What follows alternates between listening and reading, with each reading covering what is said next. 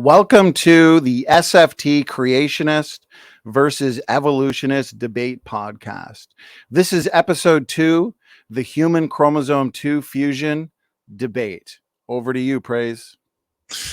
Hey, y'all. Welcome to the SFT Creationist versus Evolution Conversations podcast. Tonight we have a debate between Donny from Standing from Truth and Grayson from Base Theory on a very important topic, a technical topic, the Human Chromosome 2 Fusion. This is episode 2 of this new debate and conversation podcast. Last month saw the first episode, which is a debate between Donny and Taylor, or Snake was right on genetic entropy.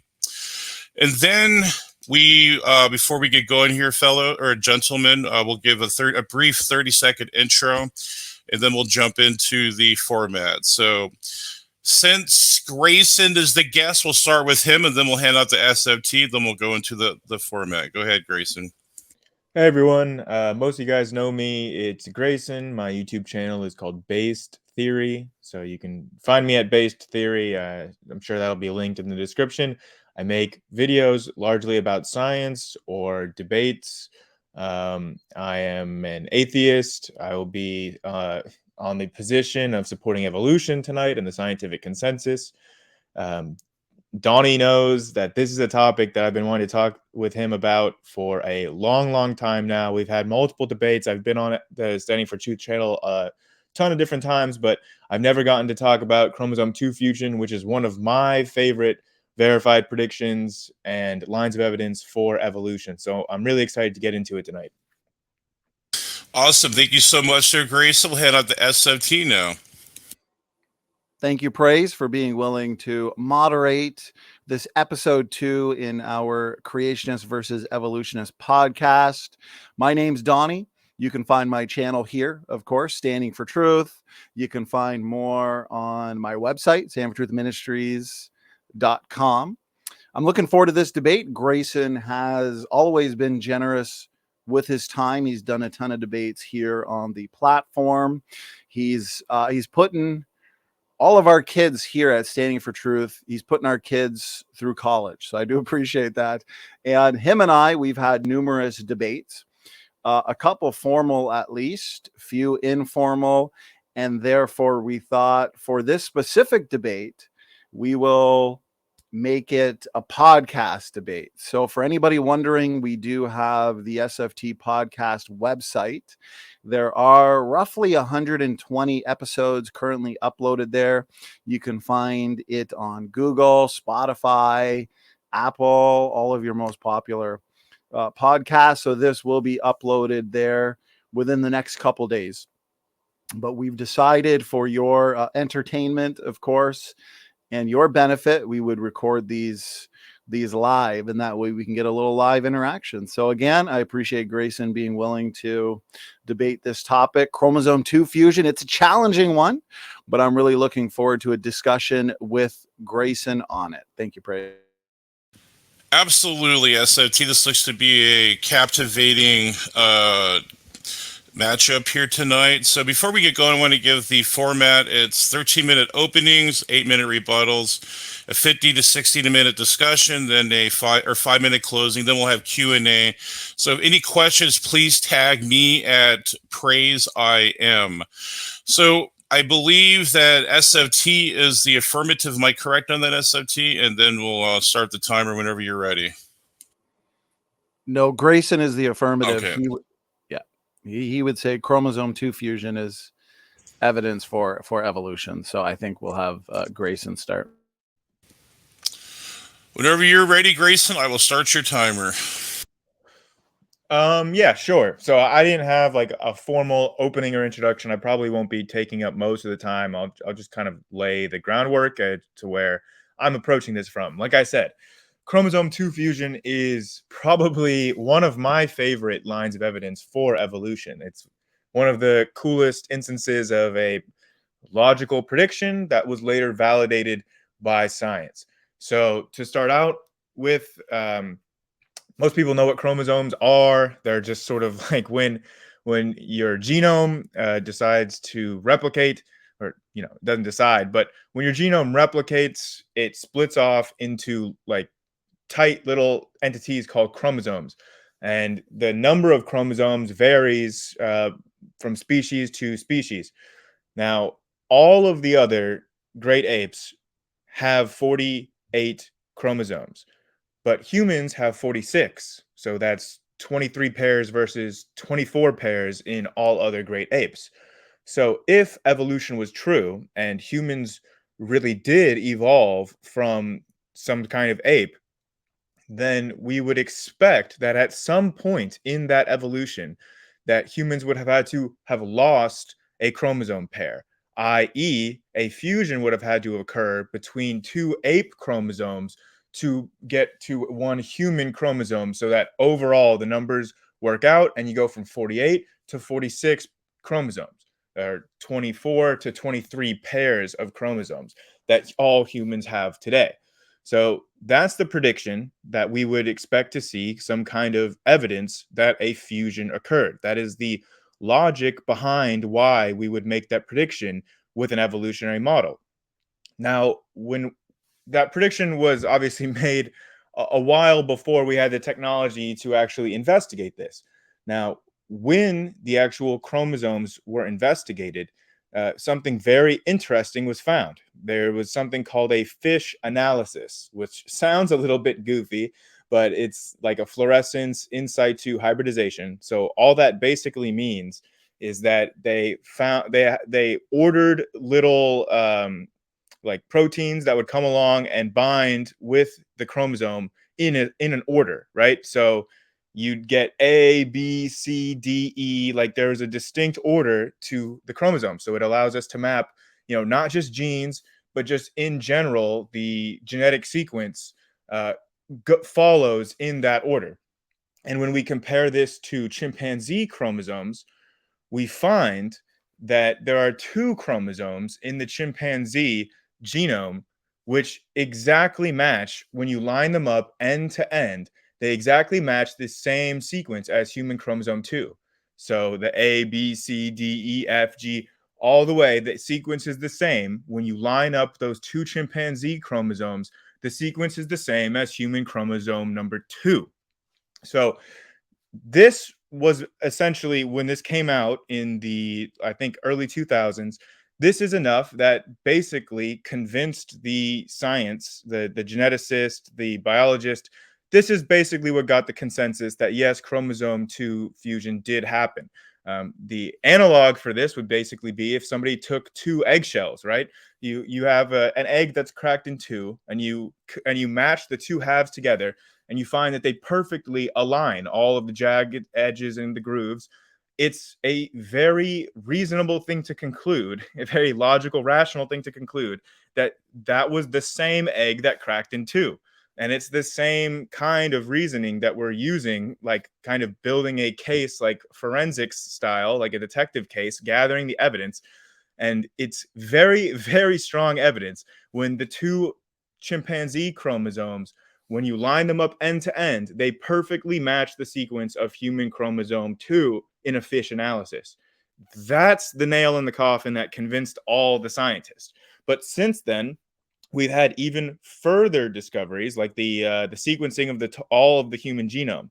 And with that, we noticed that there are actually what are called telomeric sequences in the middle of chromosome 2. Now, telomeres are the end of chromosomes. So you only find telomeric sequences near the ends of chromosomes. But in chromosome 2, we find, not only do we find telomeric sequences in the middle of chromosome 2, but we actually find them end to end, kind of like head to head, which is the only place in the genome where we find such an end-to-end sequence of telomeric repeats, which is exactly what we would expect to find as sort of the remnants of an end-to-end chromosome fusion. So it checks out on basically every level. It is, at this point, essentially a foregone conclusion. I mean, all of the scientific consensus, as soon as they did the fish analysis, that's what convinced the scientists. So this is just the icing on the cake. And then the last thing that I will bring up, which is really the nail in the coffin, or the final nail in the coffin in my book, because oftentimes creationists like SFT or like Tompkins will bring up the fact that, oh, there's a gene that's right next to this supposed fusion site. And how could that be possible? This DDX11L2 gene, which I imagine Donny will probably bring up, or it will come up at some point tonight. So I just wanted to address that really quick. If the human chromosome 2 is a result of fusion from two ape chromosomes, then we would expect that DDX11L2, if it's located so close to the fusion site in the middle of human chromosome 2 now, we would expect that that gene, or a very similar gene, would be found at the end next to the telomeres at one of the two chimpanzee chromosomes that are the analogs for the chromosomes that fused to make chromosome 2. And that is exactly what we find. Right at the end of chimp chromosome 2A, we find DDX11L2, right where we would predict that it should be, right next to the telomere that would fuse in human chromosome 2, which is why we find DDX11L2 right next to that site in our genomes today. So that's a lot. It's a very technical topic, but it is one of my favorite topics. So I'm looking forward to seeing how Donny can possibly spin this, because these seem like very foolproof lines of evidence that there's, I mean, it seems so obvious that anyone looking at this would have to conclude that a chromosome fusion did occur in the past. So I guess I'll leave it at that. We'll see what Donny's responses are, but I really can't see much of a way around this. This is like, you know, the fish analysis matches. That's the main strongest line of evidence and reasoning that I don't think that you can get around. So we'll see how Donny spins it tonight. Thanks. Thank you so much there, Grayson. You had about a few minutes to spare. Well, let's add that into the open discussion. And SFT, will hand it off to you when you're ready, and I'll start your timer. Okay, thank you, Praise. Just one second. How's my audio coming in? Sounds good. All right. I will start my timer in 3, 2, 1. All right, let's get right into this. I'm looking forward to this debate, and I do appreciate Grayson's thorough and well-prepared opening statement. I have organized my opening statement in a way that first covers the details of this topic, and also why this topic has incredible implications for the ancestry debate. So let's start with the basics here. Apes have 48 chromosomes, and humans, whom evolutionary scientists classify in a subgroup of primates known as the great apes, have 46 chromosomes. Humans stand out as the only species within the great apes as having 46 chromosomes, as Grayson pointed out in his opening statement. Since protagonists of evolution like Grayson here believe the great apes, again, this includes humans according to their model of ancestry, share a common ancestor, they have appealed to an imaginary fusion event in the human line.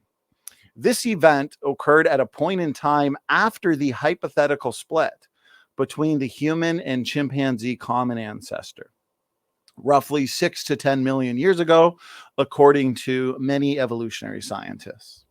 Basically, the common ancestor for humans and chimpanzees would have had 48 chromosomes. Then, sometime after the split from this common ancestor, the human line underwent a fusion event. And this genetic mistake, or unilateral mistake, resulted in humans today having 46 chromosomes rather than 48. This fusion would have had to spread and become fixed in an early human-like population to explain why all humans today have 46 chromosomes and not 48. Can Grayson give me a plausible explanation on how this was possible without invoking fanciful storytelling? Defenders of common descent assume humans and chimpanzees are related to a common ancestor and therefore expect to find evidence for a fusion somewhere in the human genome. Biblical creationists like myself don't believe humans are related to the great apes, like the chimpanzees, gorillas, bonobos, orangutans, so on and so forth. I argue that humans were created separate from every other form of life. I also defend the designed diversity model that explains the majority of DNA differences and DNA units as being the result of initial design or creation. God would have front loaded Adam and Eve in the original created kinds with pre existing diversity or heterozygosity, and also with many types of functional DNA elements. This model makes very specific and, I would argue, obvious predictions. One major prediction involves DNA function. I argue that most of the genome, in this specific case, the genome of humans, is functional. This includes the many types of DNA units or elements that I debate endlessly with evolutionists over, such as retroelements, pseudogenes, and allele sequences. Why is this important, though, for our debate on the human chromosome 2? Since the debate centers around the ancestry topic, universal or separate ancestry, the fact that humans have 46 chromosomes and our so-called closest cousin on the evolutionary tree of life, the chimpanzee, has 48, gives us one of many lines of evidence that sets humans apart from the rest of the biological world. For the so-called fusion site that we will be discussing comprehensively in this debate, I would therefore predict function for the sequences and genes that my opponent Grayson here tonight will claim, as he has done so in his opening statement, are evidence for an end-to-end fusion of two ape-like chromosomes millions of years ago. Can I demonstrate that the purported fusion site, including the alleged cryptic centromere site, are functional features inside active and essential genes, and not the ancient remnants of a chromosome fusion catastrophe in the past? The answer is yes. These features Grayson points to, as he has done so in his opening statement, as evidence for a fusion event, are functional elements overlapped by highly efficient genes. The earliest hint of a chromosome fusion in the human line, as Grayson touched on in his opening statement, I do appreciate it, Grayson, after, of course, the hypothetical chimp-human split took place, was prior to genetic sequencing. Scientists were looking at images of human and chimpanzee chromosomes through an impressive technique or process called karyotyping. In this method, you can isolate cells as they are dividing during mitosis. The staining that takes place during this procedure gives us a remarkable visualizing of the chromosomes. It generates these bands in chromosomes. Now, based on this practice of visualizing chromosomes and their banding patterns, scientists allege that two chromosomes, now called 2A and 2B in chimpanzees, fuse to form human chromosome 2. For the evolutionist, this accounts for the disparities in chromosome numbers between humans and the great apes. These initial images are what first gave the evolutionary community the notion that there may have been a fusion in the human line. Now, when genetic sequencing technology began to expand, scientists discovered what they believed was the setting of a putative fusion in the human line. There is a specific DNA sequence that exists at the end of chromosomes called telomeric DNA. In humans, these sequences are approximately 5,000 to 15,000 bases long. Now, if two telomeres fuse together, we would anticipate a sizable DNA signature or mark, at least 10,000 to 30,000 bases in length. What was uncovered in the human chromosome 2 was only 798 base pairs, an interesting observation and reality that Grayson failed to point out in his opening statement. The telomeric sequences found at this site were in both forwards and reverse, as Grayson pointed out. Now, DNA is double-stranded. Therefore, the forward sequence is TTAGGG, and the complement to it is CCCTAA. This so-called fusion signature is exceptionally degenerate. The site is only 70% similar to what a pure fusion site would look like if it were 798 base pairs. The site is incredibly small. It's corrupt. The authors of a famous fusion paper pointed out just how degenerate the site is. And these aren't young Earth creationists. I quote, "If the fusion occurred within the telomeric repeat arrays less than 6 million years ago, why are the arrays at the fusion site so degenerate?" That's a question I want Grayson to answer. It is crucial to note that this 798 base pair region, though, is right in the middle of an important gene, the DDX11L2 gene. The evolutionary community has failed to answer the question, how do you get highly functional genes by slamming together two chromosomes? Evolutionists like Grayson want us to believe so badly that we can gain or form highly critical and essential genes by slamming together two chromosomes. This doesn't happen. Some badly informed evolutionists have argued that the gene that overlaps the so-called fusion site, the DDX11L2 gene, is non-functional because they declare it's a pseudogene or a broken gene that doesn't code for protein.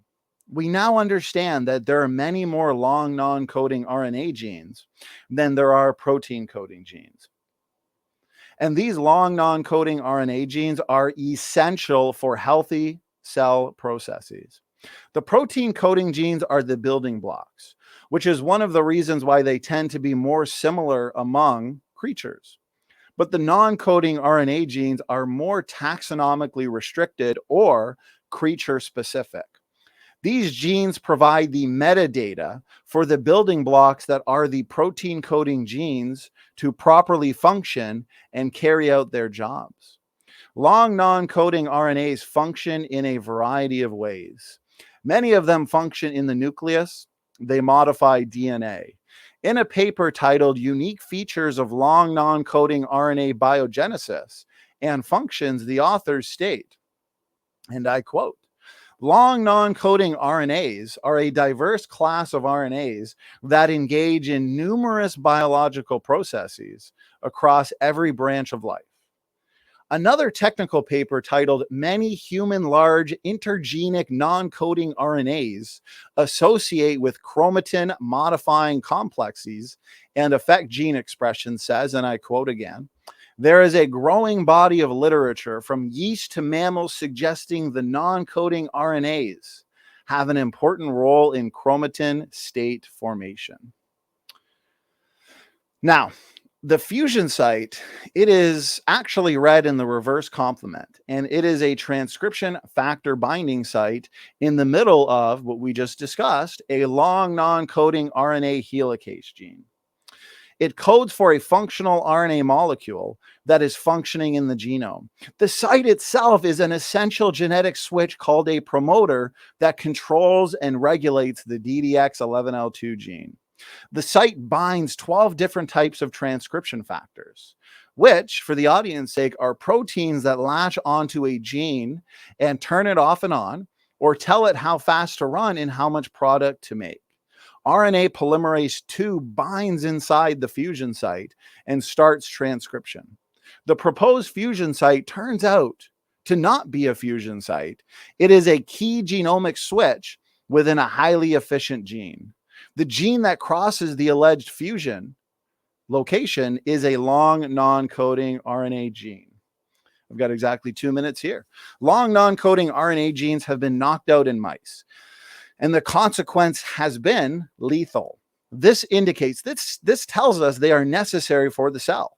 If they weren't needed, they wouldn't have these detrimental effects. They have also been linked with different types of diseases and cancers.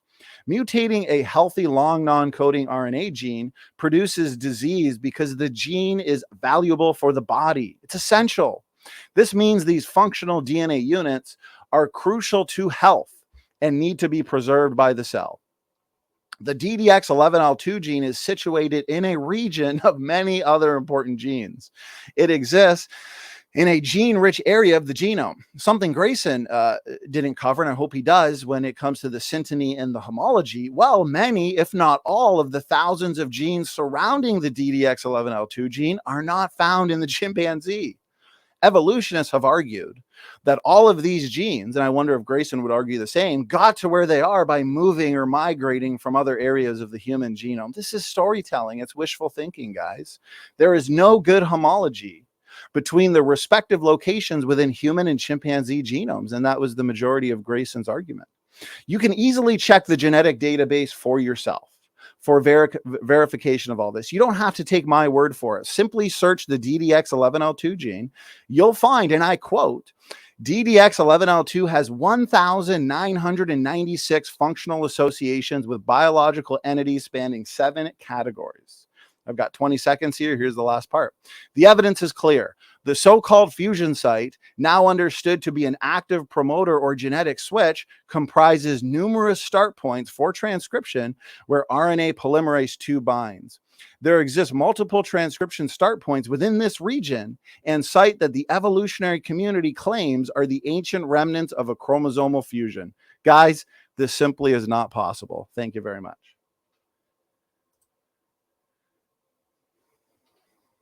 Praise when you speak, just please be cognizant of your mic. It's on mute. Oh, wow. It's my fault there. Yeah, I appreciate both those openers were fantastic. So we'll head in now to the rebuttal session, the 8-minute rebuttal session. And since Donny just went, we'll hand it off to Grayson now. Whenever you're ready for your rebuttal, I'll take your time.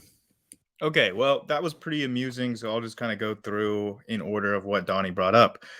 First, he wanted to know why the telomeric sequences in the fusion site in chromosome 2 are so short and why they're so degenerated.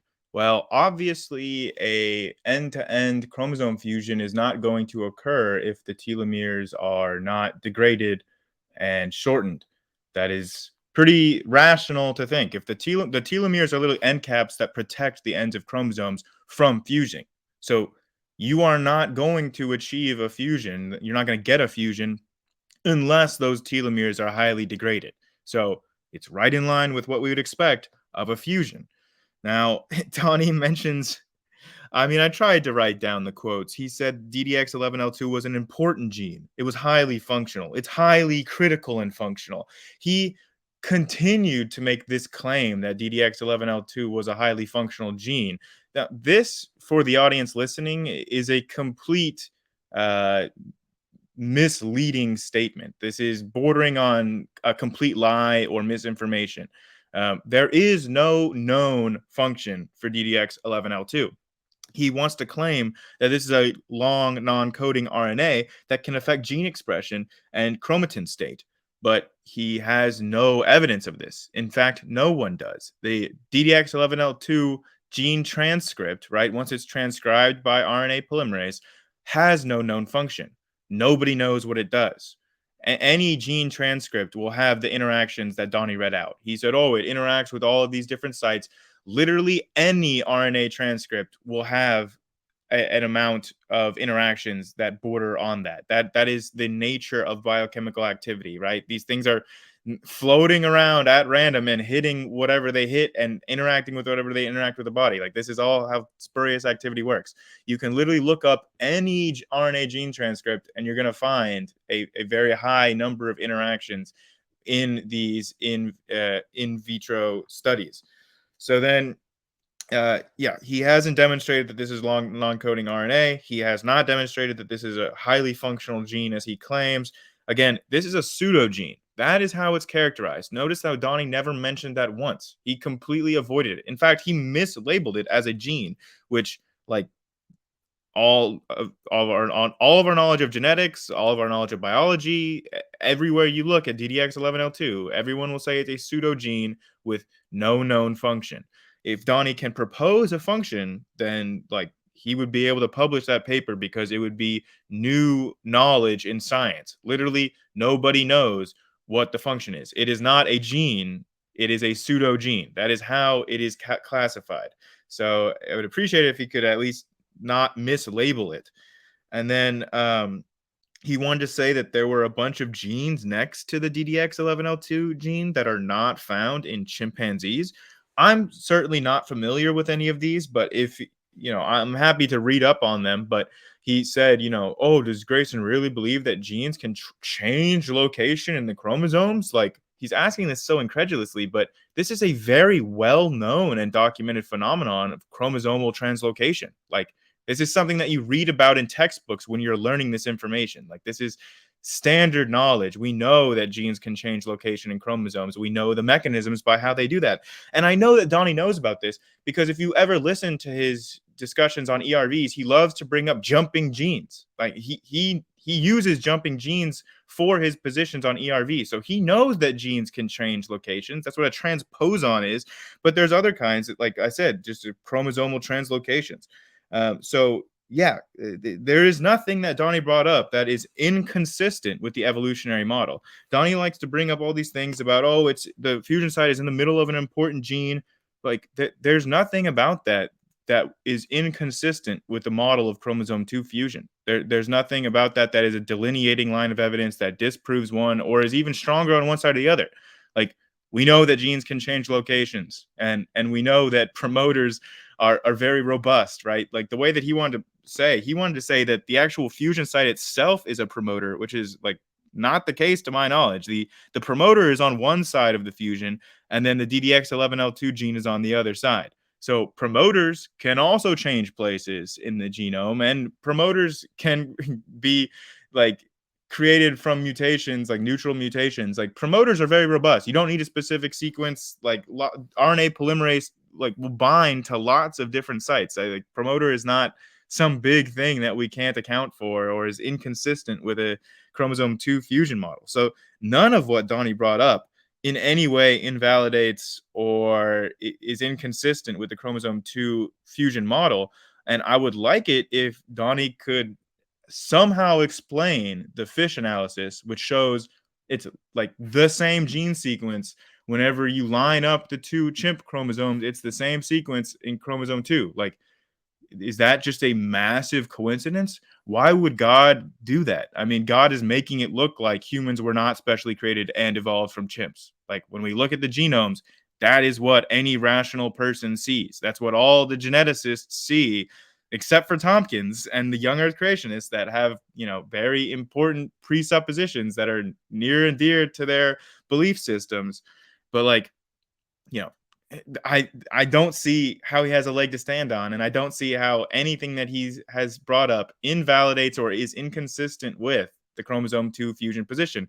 And he has not been able to respond to any of the evidences that I brought up, like the fact that the DDX11L2 gene is in chimp chromosomes, right where a fusion model would expect it to be, right next to the chromosomes on one of the two chimp chromosomes that fused.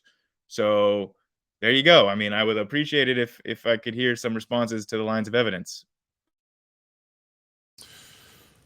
Much appreciated there, Grayson. Well, I think we're going to hand it off now to SFT for his 8-minute rebuttal. Then we'll head into the open discussion. Okay, thank you, Praise. Let me get my timer going here. I've got a lot of notes. And I I'll start my timer now. Got 8 minutes. I appreciate Grayson's passion and energy. This is going to be fun. So Grayson argued that the DDX11L2 is not functional and is basically just spurious or noise. Guys, this site is a transcription factor binding site in the middle of a gene called the DDX11L2 gene, which is an RNA helicase gene. It doesn't code for a protein, yes, but it does code for a functional RNA molecule. This is evolutionary philosophy to look to these specific genes and say, well, this is a pseudogene. This is a genetic mistake.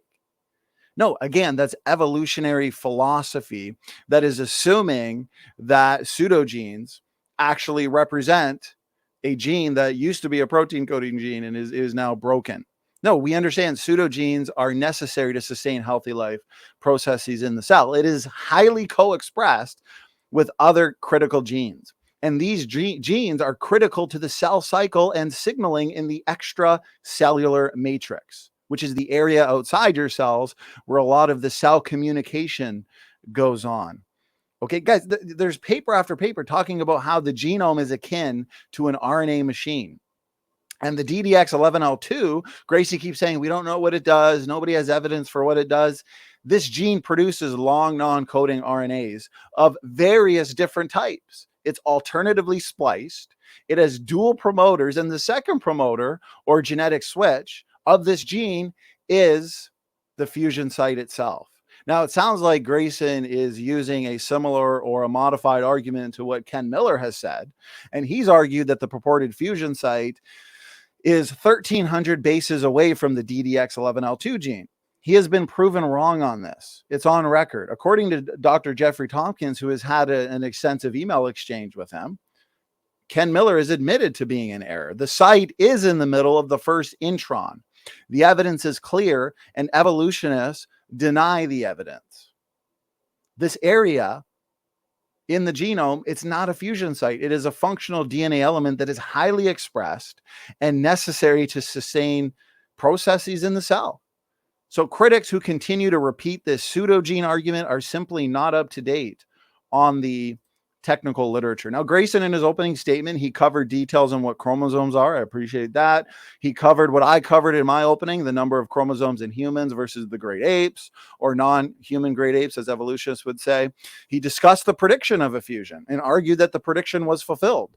Is this really the case? Well, for sake of argument in this debate, since I am specifically arguing there was no fusion, let's assume that that is true. This was a strong prediction. Well, if there was no fusion, which the evidence supports, then this was a failed prediction. Grayson talked a lot about the homology and the synteny between human chromosome 2 and the chimpanzee 2 chromosomes, 2A and 2B. Is what he is saying is true? The answer is no. And I'll explain why, okay? So firstly, yes, 600,000 bases of DNA that surround the so-called fusion site have been sequenced, and researchers discovered that the gene, this DDX11L2 gene, was nested with many other important genes. The problem for the evolutionists is that none of these genes within the 600,000 base region are found in the chimpanzee. Where did they go? It has been hypothesized, and it seems like that is what Grayson's going to hold to here, that all the genes managed to get to where they are by migrating from other places within the genome. Again, this is wishful thinking. It's storytelling. Evolutionists are so good at it. The synteny argument. Well, firstly, synteny and the 3D organization of the genomes of biological organisms is best explained by the common design model. Since the way genomes are organized and the ordering of genes within chromosomes, there's paper after paper on this, are significant for functional reasons. Chromosomal order greatly influences the way genes perform. The elegant and sophisticated nature of the genome is powerful evidence for homology and synteny by design, not by what Grayson is pointing out here, okay? Homology and synteny exist for functional reasons, but when specifically Dr. Jeffrey Tompkins, a PhD geneticist, he looked into this claim of synteny and he concluded no evidence of synteny with chimp for the purported fusion site was found. The 798 base core fusion site sequence does not align to its predicted orthologous telomeric regions in the chimp genome on chromosomes 2A and 2B. What about the high density that he talks about, these internally located telomeric repeats? Well, firstly, the human chromosome 2 is actually the second biggest chromosome in the genome next to the chromosome 1. So these evolutionists had to pick a chromosome to say was fused at some point to save the day. So they chose the chromosome 2. Again, it's a large chromosome, but these interstitial telomeric repeats, they are located on all chromosomes. Some chromosomes, they actually contain almost as much that we find on the chromosome 2, and they have nothing to do with a fusion. They're there for gene expression, functional reasons, okay? The fusion site region, again, 798 base pairs, comprises multiple start points for transcription where RNA polymerase II binds. It's an amazing source of genome activity. So yes, we are going to expect some uniqueness associated with the chromosome 2, but the uniqueness is not because of an ancient fusion event. It's because of what it's doing, its activity, its size. The evidence firmly indicates that this location, again, it's not a fusion, it's a failed prediction. Okay. And when it comes to the internally located telomeric repeats in general, it turns out, and I've examined all the chromosomes, I've looked at where these telomeric repeats are located, and in the chromosome 2 fusion site area, very few of them, of these repeats, actually appear in tandem. The sequence of the 798 base pair region contains only a few occurrences where 2 repeats are actually in tandem. We should find hundreds to thousands of these repeats in tandem. And there are none that have 3 repeats or more. And there's many of these interstitial telomere sites all over the human genome where the repeats, guess what, occur in perfect tandem 3 to 10 times or even more. And so there's other chromosomes that have uniqueness to them when compared to the chromosome 2 fusion. So these guys, they want to cherry pick the data and say, well, what we're looking at here in the chromosome 2 is indicative of a fusion, but over here in these other chromosomes where we find the repeats occurring in perfect tandem 3 to 10 times or even more, when at the fusion site you only find it a few times, you know, they want to ignore that uniqueness. Well, again, internally located clusters of telomere repeats, as Grayson points to here, are much more frequent than is recognized and not automatically indicative of a fusion. Literally thousands of telomeric repeats across the genome have been directly associated with hallmarks of gene expression. What was my prediction in my opening statement in my last 30 seconds here? It was function. If we can demonstrate that these features within the chromosome 2 are functional elements within functional human genes, then that overturns the chromosome 2 fusion argument. The most parsimonious explanation is this is there by design. And the same type of transcription factor binding and gene activity happening at the alleged fusion site were occurring genome-wide at numerous other interstitial telomeric repeats.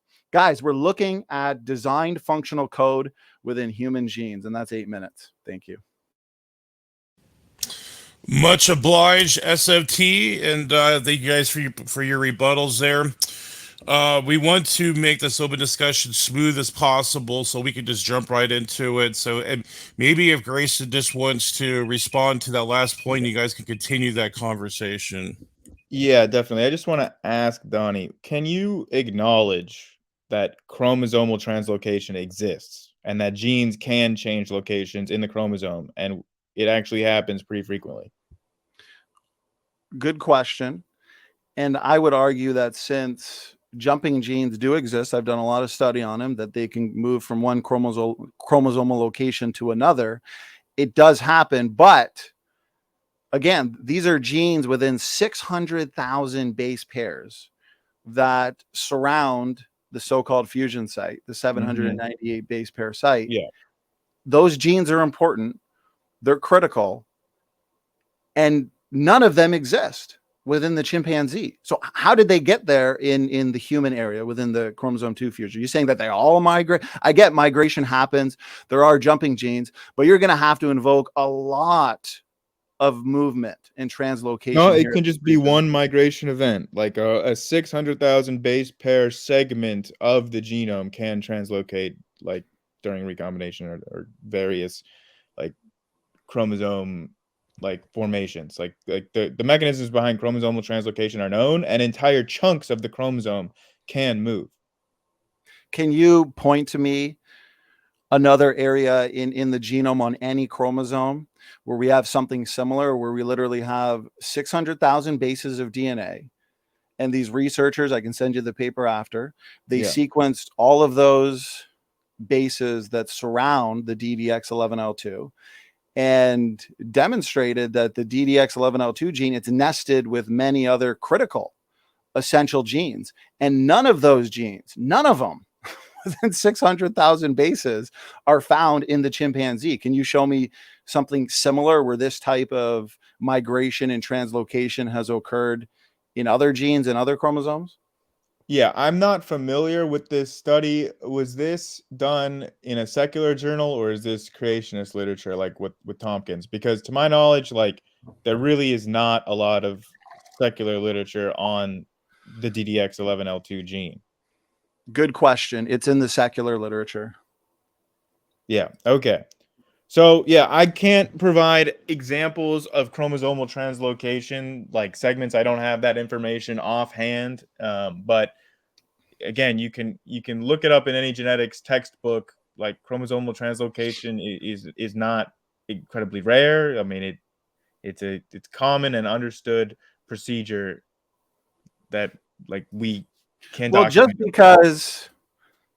Just because somebody can bench 200 pounds doesn't mean that they're going to be able to bench 1,200 pounds, or I can jump and one day I'm going to jump over the moon. So yeah, translocation happens, jumping genes exists within the genome where they can move from one chromosomal location to another.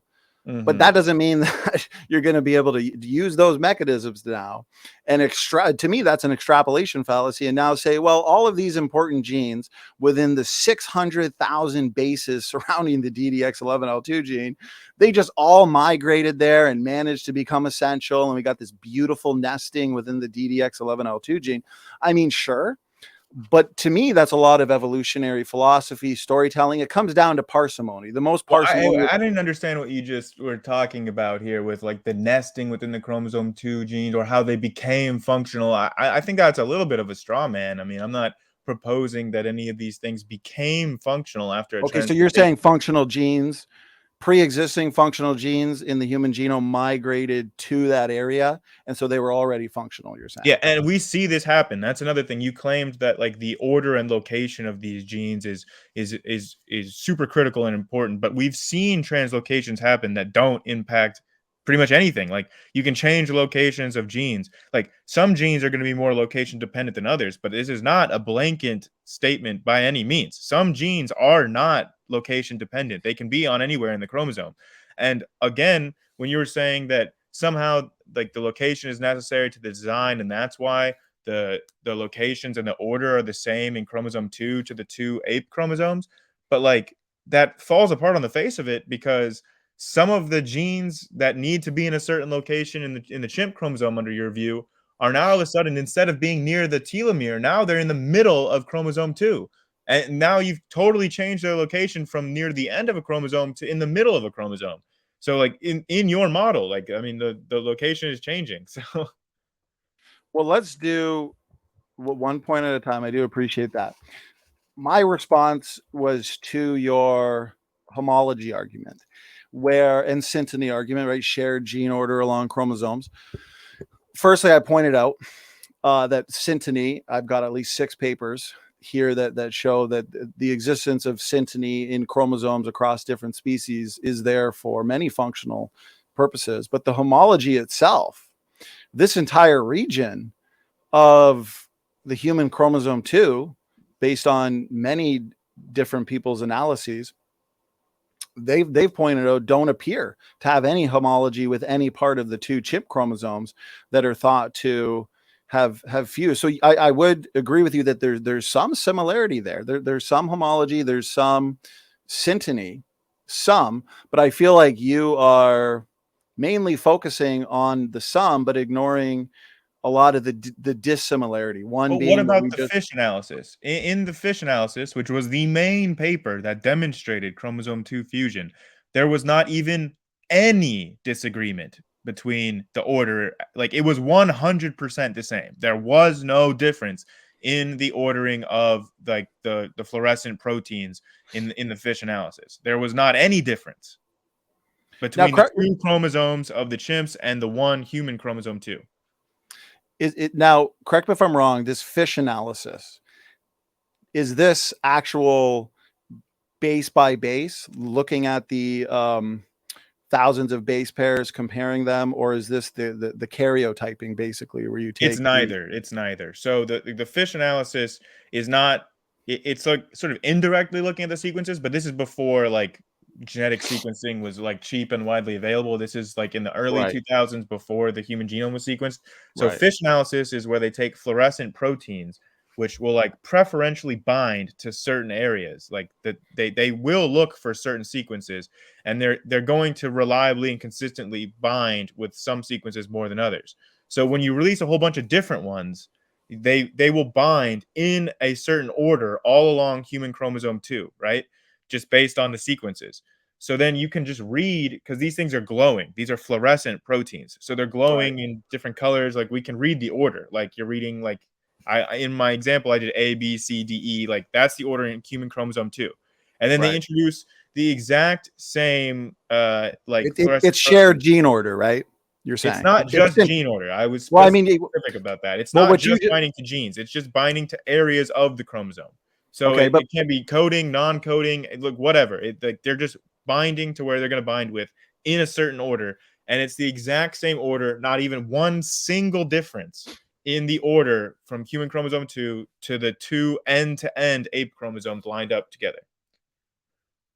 Okay, so firstly, there's a couple issues, and whether it's homology, whether it's synteny, I am pointing out that they are there for functional reasons. So it's not going to do much in terms of differentiating our positions. I would say that the 600,000 bases where you've got all these genes and then the DDX11L2 nested in, I would argue that that's pretty close to a differentiating line of evidence, but you're going to say, and we'll move on from that just to close that topic, that these genes migrated, translocated, they got there from other places within the human genome. Okay, I would argue the most parsimonious explanation is the reason why none of these genes within this 600,000 bases of DNA is in the chimpanzees, because they never were there.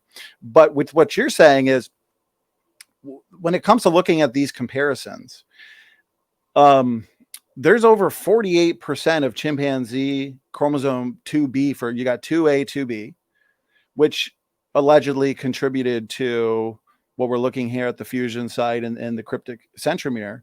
They're actually nothing but meaningless ends with just thousands of gaps. And you can actually find one really large notable gap covering nearly half the chromosome. And the reason why is the assembly of a lot of your chimpanzee chromosomes, it's not been highly sequenced. So there's a lot of meaningless data. And you can, and so where you're looking at synteny and shared gene order and non-coding regions and so on and so forth, there is a lot of guesswork, because the assembly itself, and I'm not sure if you're aware of this, if you can speak to this a little bit, unfortunately, that there is a lot of data there that we just don't know. There's a lot of inferring based on the human genome being used as a scaffold. Speak to that a little bit. Right. In the fish analysis in particular, there's absolutely no assumptions about that, right? Like, you are literally looking at like the staining. You are seeing the order. So there's Okay. no assumptions. Like, it's not like you don't even need to know the base pair sequences in order to do the fish analysis. Like, you can just read it with your eyeballs, like what order these proteins are binding and staining the chromosome. Right. But again, if you're looking at specific genes and proteins and you're comparing chimpanzee chromosomes 2A and 2B to the human chromosome 2, there is still going to be a lot of meaningless data, at least in the chimpanzee chromosomes, because not all of that has been sequenced fully, or there hasn't been But enough it doesn't need to be sequenced at all in order to do the fish analysis. Well, then you're not really going to get a incredibly sophisticated analysis then. If you're, it seems like you're leaving a Well, lot you out are though. there. I don't understand why that follows. I mean, like, the proteins like that are staining the chromosome in the order are binding specific sequences. Like, it doesn't matter if we know them or not. They're going to bind the same sequence in like the human chromosome and the chimp chromosome. Okay, well, that's fine. If we do see some similarity there, and it's a bit of synteny, it's a little bit of homology, we're looking at different proteins, the staining process, I would argue again that all of these similarities, this is not going to differentiate the evidence within this debate, because that could certainly be there for, again, functional reasons. Like we know the synteny exists. I'm specifically interested, I'm currently looking at it, I think you've looked at it, all your chromosomes within humans, and basically these internally existing telomeric repeats, and where they're specifically located on the chromosomes.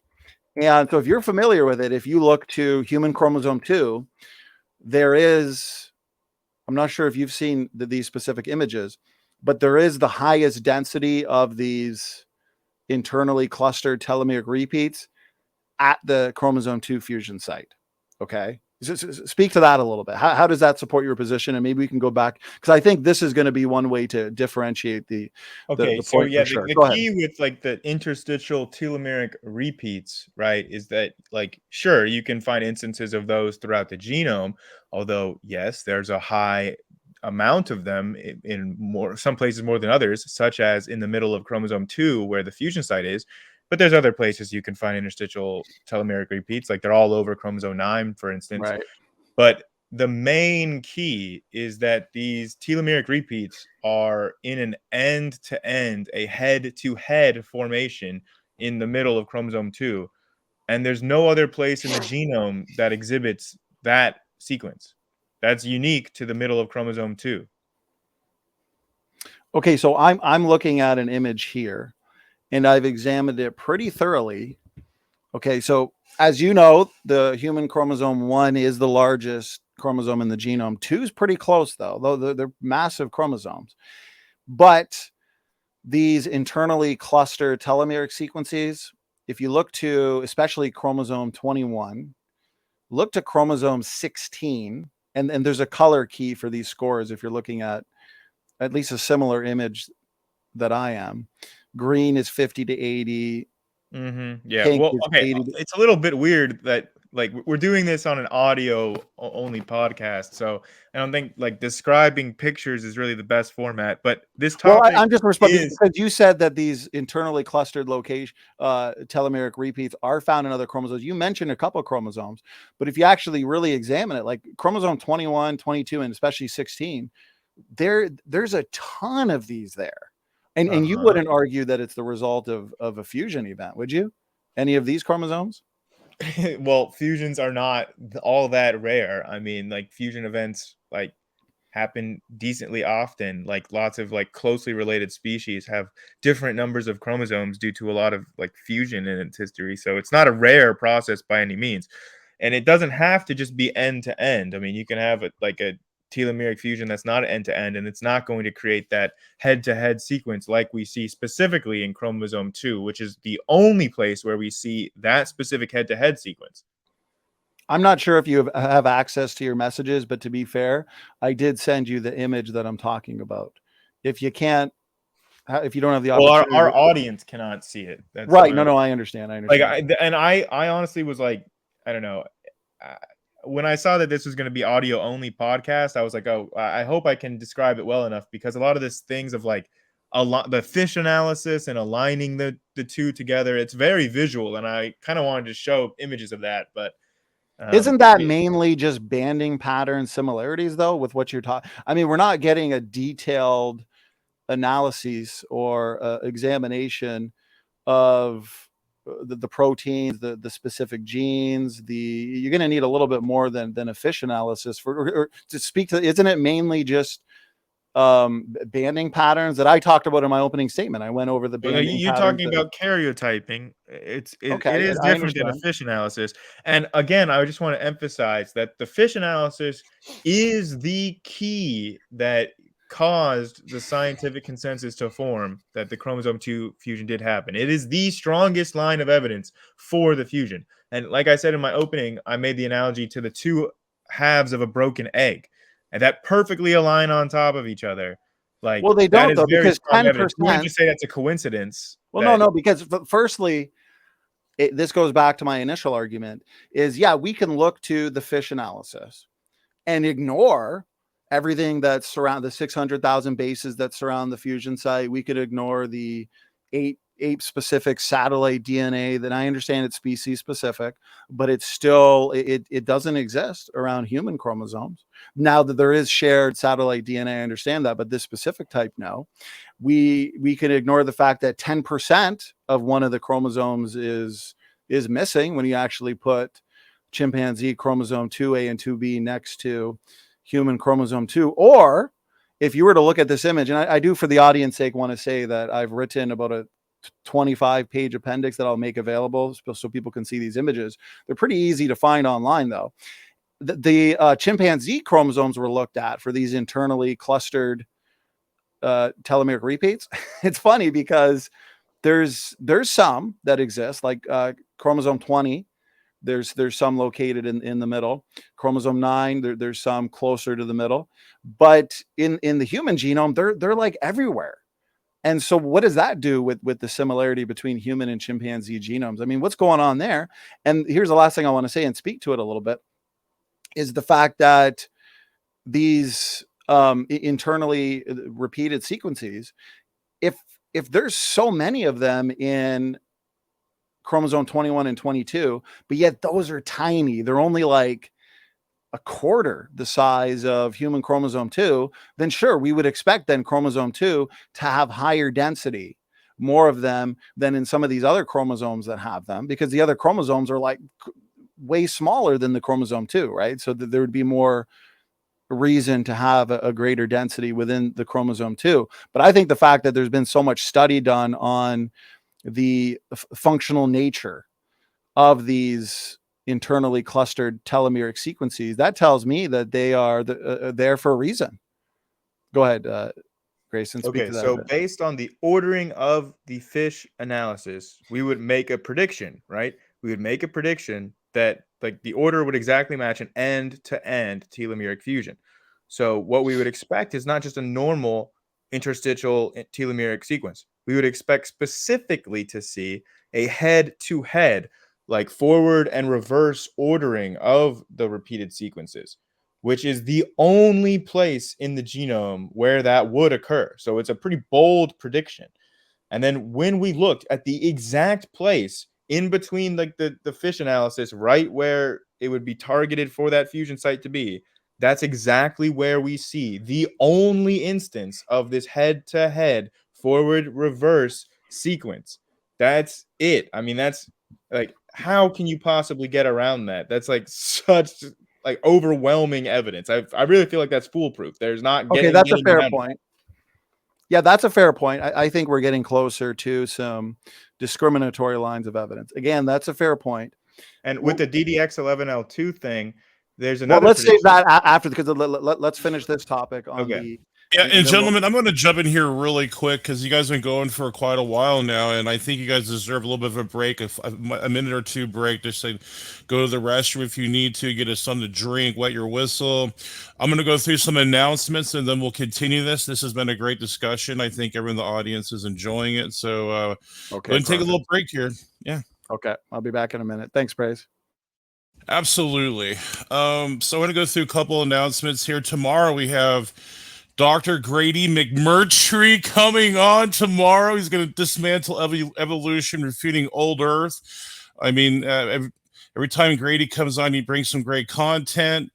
And then this is going to be action-packed for the rest of the week almost. All the way, and then the 31st, which is in after tomorrow, we have Dr. Dino himself's going to be here debating Ken Rock. And that's going to be a double header that day. In 2 days, we have a double header. So we have Ken Hovind coming on against Ken Rock, but also Nephilim Free is going against Snaky. Snake was right. He's coming on. And then we go all the way. We'll have like a few day break there in April, but in the 3rd, we get right back to it. We have the Marian Dogmas debate. So Pastor Chuck versus Steve Christie's coming on.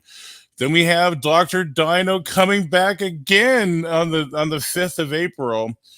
And he'll be going against Ian Chen. So we all know, I mean, most of the people here that have been around the channel know who Ian Chen is. So that'll be exciting as well. And we got degeneration, de-evolution. Looks like another presentation with that on the 6th. And let me get back into some of the covenant or the dispensationalist debates. We'll have David Preston coming back here the 8th of April. And it looks like, you know, we all like to see Nick Sayers and Turretin fan too. He'll be back here the 11th. So there's a lot of content coming, everyone. Everyone stays tuned.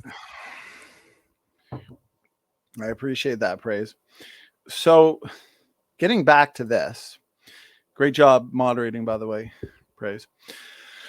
With what you were saying, Grayson, with these telomeric elements that are scattered throughout the genome, I am arguing that they represent a genomic feature, specifically a functional feature. Now, chromosome 16, 21, 22, they have specifically a lot of these repeats everywhere, basically, within their chromosomes. 2 has a lot as well. 2 has the most in terms of density. Again, 2 is a massive chromosome, though, compared to 16 21, and 22. But you're arguing that chromosome 2, although these are scattered everywhere, chromosome 2 is the only place where we find the TTAGG and the CCATT, basically, in forwards and reverse at that location. Is that correct? Yeah. So, and I've done a deep analysis here. For sake of argument, we can assume it's true. But is it your argument that chromosomes 21, 22, 16, they really stand out as having a lot of these internally clustered telomeric sequences? They don't have any of the repeats in reverse? Not anywhere near to the same like as we see in chromosome 2. But they do exist, just not in the same number, you're saying? I don't have knowledge about whether or not they exist, but I know that they don't exist. Like if you search for like a head-to-head sequence, like you're going to find that only in human chromosome 2. Well, I understand that the human chromosome 2 has it in the highest density. But again, where we find these sequences, TTAGG, CCCTAA, we find them in other chromosomes, some only a few. But again, those specific chromosomes, 16, 21, 22, I think I pointed out, they have them in abundance as well. But they're also tiny chromosomes compared to the chromosome 2. Oh, you're only talking about like telomeric repeats though, right? Are you talking about forward and reverse like right next to each other in like a head-to-head formation? Because to my knowledge, that's only seen in chromosome 2. And that's what brings me to something curious that I'd like to Really quick before you ask that though, I just want to Sure. explain that Yeah, take like your time.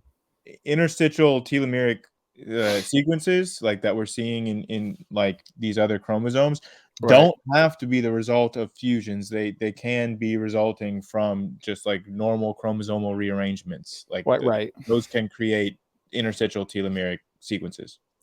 But how come elsewhere in the human genome, these interstitial telomere sites? I've got at least 3 papers that I've examined quite extensively, and they're wondering what these are doing there, since obviously they're not representative of the end caps of chromosomes, the telomeres. And some secularists have suggested that they are involved in gene expression.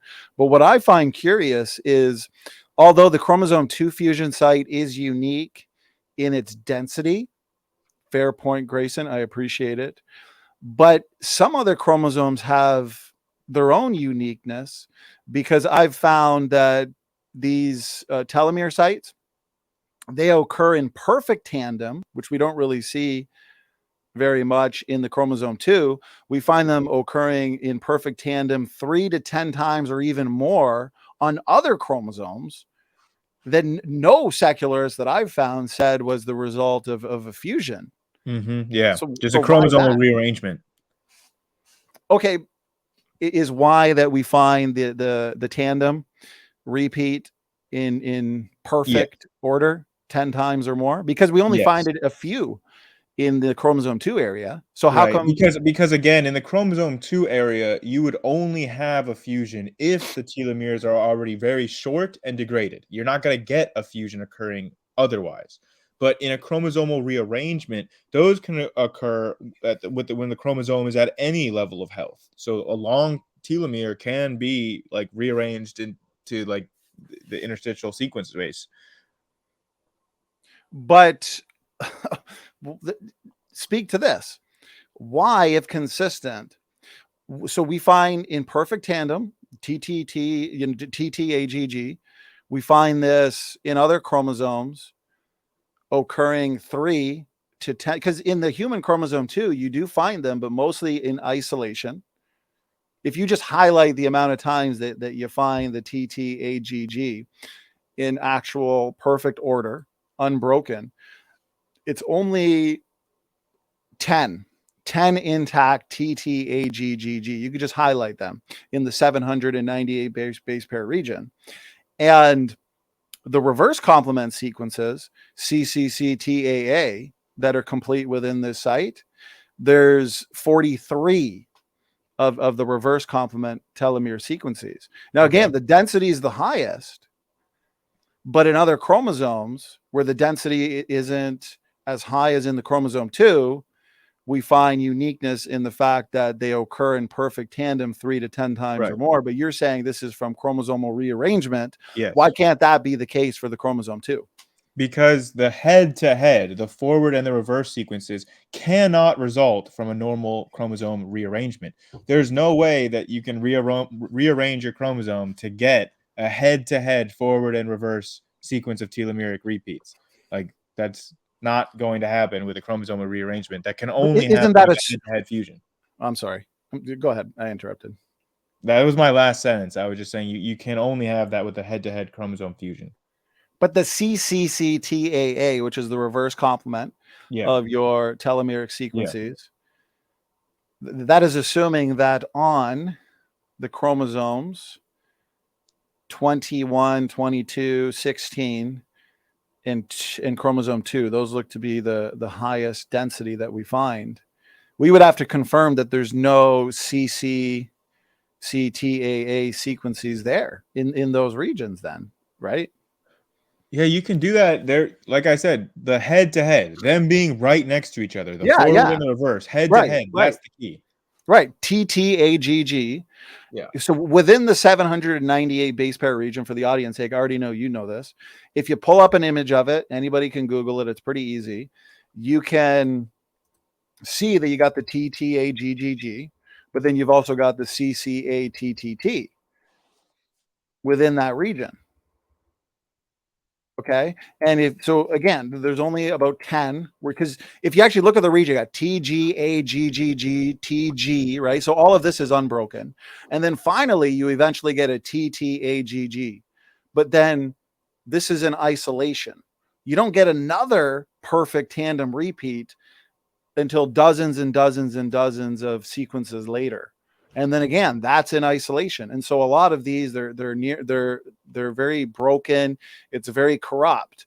And the same thing goes for the CCCTAA, which comes after the TTAGGG sequences. But so you would have to argue then that these other chromosomes don't have the CCCTAA sequences present in them. Yeah, that's what I've been saying. They don't have the head-to-head sequence that we see in chromosome 2. Right. And I would like to see confirmation. I'm not saying that this isn't the case. I thought you had run this yourself. You said that you searched for these sequences. Like, if you go on Blast and you search for the head-to-head sequence of telomeric it's been done. I know I've examined the chromosomes. It's been done, but they don't specify that. All they do is specify that this is the 798 base pair region, basically, and they're looking for it in other chromosomes and seeing where it gets hits. And so we find a lot of hits in 21, 22, 16, but it doesn't necessarily tell us how many are the TTAGGG versus the CCATTT. So I am curious to know if where we find these repeats in high density elsewhere in the genome, if it's only TTAGGG with no CCATTT. Yeah, it's only in the forward or the reverse direction, not both forward and reverse in a head-to-head sequence. Like, right. Only in chromosome 2. That's and so like the smoking gun that proves the whole fusion happened. If that's the case, then that is a curious point. And much like the 600,000 base pair region that surrounds the DDX11L2 area, I would say much like a detective case where you're in a courtroom and one side has this many lines of evidence, the other side has this many lines of evidence. If that really is the case, that in light of all of the chromosomes having these internally located telomeric repeats, if chromosome 2 is the only place where you find them in both forwards and backwards, then that would be a point for your side within the court case. But we'd have to examine it all because, again, and speak to this a little bit, these telomeric repeats that are found across the genome, they're associated with, according to at least one of these papers that I've read, they're associated with hallmarks of gene expression because they have the same type of transcription factor binding and gene activity that we find at the alleged fusion site that we're talking about. And so these could represent functional DNA elements within healthy genes. And in this case, the healthy gene being the DDX11L2 gene, which we can move on to discussing if you'd like. So yeah, I want to be very clear. None of that is inconsistent with a fusion model. These and again, these whole sequence of 600,000 base pairs that you've been bringing up that are like totally not found anywhere in chimp genomes. I'm very skeptical of this claim. This is the first I'm hearing of it, so I would want to read the paper after this and see if that's actually what the paper is showing. But I will take you at your word that that is what is demonstrated in that paper. Even if that is the case, it's not inconsistent with the chromosome fusion model. It doesn't count as strong evidence one way or another. It's not differentiated lines of evidence. The same with the DDX11L2 gene. Again, it doesn't really matter if it's functional or not. Like, the consensus is that it has no known function and is a pseudogene, but it doesn't matter. Even if it is a regular gene, it is still not inconsistent with the fusion model that it would be at that location. Okay, well then speak to this then. Wait, I was just going to say, because of chromosomal translocation, there are mechanisms that perfectly well explain this within a fusion model, and it's not inconsistent with it. Okay, speak to this then. And you did rebut this. I appreciate it in your rebuttal, your 8-minute rebuttal. But I'd like to dig a little more deep into it, because I would support my argument that even if chromosome 2 is the only spot where you actually have the forwards and backwards repeats, the fact that we find them in such few amount, and there's at least 1 or 2 studies that say that they exist in a lot of these regions for functional reasons. Therefore, they're the functional features of human genes. I would support that by saying, if we were to assume these were the result of a fusion, and healthy telomeres have anywhere between 10,000 and 15,000 bases, why do we find, if we had, let's say, 2 telomeres with 15,000 bases basically fuse, that would be 30,000. Or if we had a smaller one fuse, that's 20,000. You're saying the reason why we only have 798, correct me if I'm wrong, I wrote down everything you said, but as quickly as I could. Basically, before the fusion happened, you're saying that the telomeres, the end caps of these chromosomes, they degenerated. So they lost a lot of their sequences, and then they fused when they were small. Is that more or less what you are arguing? Yeah, a head-to-head fusion would not occur if the telomeres were at their normal length, because the telomeres protect that. Like, the point of the telomeres being there as an end cap for the chromosome is to prevent a fusion from happening.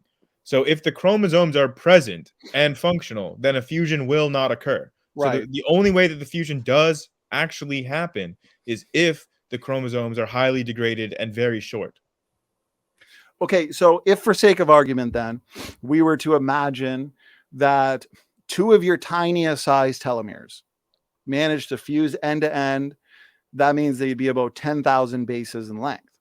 Again, for the audience sake, the site we find is 798. So obviously a lot smaller than 10,000. Now you're saying that these 2 tiny telomeres, we're just assuming that they were tiny telomeres. There's no way to really know. They could have been large telomeres. Well, they couldn't have if they fused. Right. Well, I'm saying now you have to degenerate them. Degenerate them from 10,000 bases to what, though? 2,000 bases, 5,000 bases, 1,000 bases? So telomeric end-to-end fusions have been simulated in a lab where, like, they degrade the telomeres and then see what happens. And when the telomeres are degraded enough, then they stick together in an end-to-end fusion. I don't know specifically offhand at how short the telomeres have to get before they will start to be sticky and have and be able to fuse together. But I think that information would be available in the studies where we have, like, replicated end-to-end fusion. Right. I'd be interested to see that, because, again, I find this is a prime example of evolutionists that debate like yourself, and I appreciate that. I love to debate too. You guys want to make it sound like there's never a surprise, there's never a problem, everything's expected. Well, in my opening statement, I went over a quote from a key fusion paper where the authors literally said, why is the site so degenerate? They were baffled by it. They were surprised. But if this is all expected, then why were they asking? They should have said, as expected, the telomeres degenerated, they fused, and now all we have is a 798 base pair region. Why did they emphasize their shock then, Grayson? Who's emphasizing their shock? Well, I'll pull up the quote again from so in my opening presentation, I went over a key paper on the fusion, and the author, so here's the quote. They said, if the fusion occurred within the telomeric repeat arrays less than 6 million years ago, why are the arrays at the fusion site so degenerate? Well, how come they're even asking that question if, as you're saying, this is expected? This had to be the case. I think what they're saying is like the actual sequence themselves, like the TTA, like the telomeric sequences themselves are degenerated.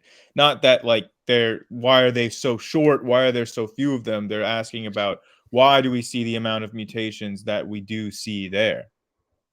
Well, when I continue the paper, and I'll send it to you, the title is by Fan Y 2002. Gutsy Gibbon, from what I remember, cited it in her video. Genomic structure and evolution of the ancestral chromosome fusion site. And it goes, it's a long title. After that part where they ask the question, they go into possible reasons why the site is so corrupt. Maybe it was lost over time. The regions were not subject to purifying selection, and so they were hit with a lot of mutations. So it does sound like they are trying to address the small nature of it, but also the corrupt nature of it. You're right. The fact that we only find a few of these TTAGG sections or sequences within that region, which I would argue is all there for a functional purpose. That's why there's a bit of a shock there. But anyway, speak to that a little bit. Well, I mean, it sounds like the paper that you're quoting already spoke to it. It sounds like they postulated a number of different explanations. This is a paper you said like from 2002, so I would just wonder, has there been any follow-up in the last 20 years where maybe we've learned more about this? That would be something to research for more discussions, but my first initial guess, right, it would just be a guess because yeah, I don't know for sure, but I would be happy to do more research and see if these authors have published anything more in the last 20 years. But I would think that if a genetic sequence is not highly constrained, then it would accumulate mutations faster than a more constrained area. So, given the fact that the area surrounding the fusion site has never been demonstrated to have any documented function, we would not expect that sequence to be very highly If I could constrained. interrupt you just for clarification, this paper, which I pulled up, this is, from my understanding, the key paper where they talked about the fish signals and did the fish analysis. And so if that's what you were getting your argument from earlier, if you look within the paper, now would a prediction be, based on what you're saying and what the authors of this paper say, that a lot of those sites have been mutated and changed and lost since the fusion occurred, and that's why the region is so small? Would a prediction then be that within that area, within humans, the human population, that area should be highly variable then, if it's so rapidly mutating? Yeah, I mean, if it would be if there were a lot of mutations there, I mean, some of them could have been fixed in the last 6 million years. I don't know, but I mean, if it's a non-constrained sequence, then we would expect it to be subject to genetic drift. I have done a look. I've looked into that, and again, there, as you know, there's a lot within the technical literature. But what I found, at least, and maybe this is something we can have you look into after the fact. But that yeah, I'm going to say something humans, real quick, guys. You got 10 minutes. I just want to let you guys know that. Then we're going to have closing statements. Okay, so I'll make this quick then. From the research I've done, that area at the 798 base pair region within human chromosome 2, it's not variable. within humans. Okay, So- well, I would just need to see that data. Right. And is this are you saying that you generated this data, or like I didn't, no, I didn't generate this data. I just did. I looked into it, seeing what that region is in terms of variability. I assumed, okay, if there's any legitimacy to their reasoning why the site is so small, why it is so corrupt and degenerate, that most of it's been lost or it's been subject to a lot of mutations over the last 4 to 6 million years, then I would assume the human population, there's 7 billion people, there should be some groups on this planet that have been isolated for a while, and therefore that region should be more variable. And I did not find that to be the case, but again, there's a lot of literature out there. So I would maybe push you or challenge you to look into that, and that could be a resolution on whether or not that argument fits. But since we have 10 more minutes left, I do want to respect your wish to discuss the DDX11L2 itself. And did you want to start with that? Did you want to point out your disagreements on that specific issue? You're saying it's not functional. I'm just saying that it's very misleading of you to characterize it as this highly functional, highly important, highly critical gene when, like, you know, I think that you're kind of talking out your, you know what, a bit to make all of those claims without any evidence for them. Well, if you go to just look up DDX11L2, MayanLab.cloud. I don't know if I'm saying that Mayan part right. /harmonizome/gene/DDX11L2. I understand evolutionists don't trust Dr. Jeffrey Tompkins' work, although he's written some. Now, when you read Dr. Tompkins' original paper in 2013, you'd know that about 3/4 of the way in, there's a massive section on all of the genes that it's co-expressed with and how critical those genes are in genes that it's associated with and all the binding sites associated with it and your transcription start sites. And so it's curious to me that you just disregarded all that. But before you speak to that, again, look up the gene, DDX11L2 gene. It literally says DDX11L2 has 1,996 functional associations. And you've got dozens of drop boxes in all these different cell types and tissues, and you can see what it's expressed with, what it's doing. How do you explain that? You can't see what it's doing, though. Like, you could say that there's all of these functional associations, but if I ask you to just name one that shows that this transcript goes on to have any functional role of any kind, you can't show that because nobody showed that because it's never been shown. Well, what were your thoughts on the famous 2013 paper by Jeffrey Tompkins? He did show that. He did not show that. I'll pull it up right now. Yeah. So what he has shown, right, is that the area is transcribed. And he was talking about how there are two main varieties of that sequence, one of which contains the fusion site and the other does not. But again, the fusion site itself is not the promoter. The promoter is on the other side of the fusion site. So that's why, like, there are two transcripts, because there's two different promoters, one on one side of the fusion site and one on the other. I'm sorry if this is hard for our audience to visualize. There are pictures available. I think Tompkins' paper has a picture of it. Well, it's in the first intron. It is in the middle of the gene. But I want to say this. If you go down to the paper, scroll down a little bit more than halfway. Okay. So you know what introns, like, you know, they're cut out. Intervening regions of genes. Yeah, they're cut out for the final product. So, like, there's not much function if it's not serving as a promoter, if it's getting spliced out of the transcript. There's not really much of a chance for the fusion site, like, a section of the transcript, to have any functional impact. But I just find that it's evolutionary philosophy and evolutionary based assumptions to disregard the fact that this gene is linked to the expression of other genes. And these genes are basically at the top of the pyramid of many important genes in cell processes. And in his paper here, again, if you go, but it's never been demonstrated that this DDX11L2 gene has. Well, I'm trying to demonstrate it right now, but you keep interrupting as I do. So if you go about midway, anybody can look it up. Jeffrey Tompkins, 2013 paper, human chromosome 2 fusion. You could also look at the DDX11L2 gene. Just Google it, look up that source that I pointed out.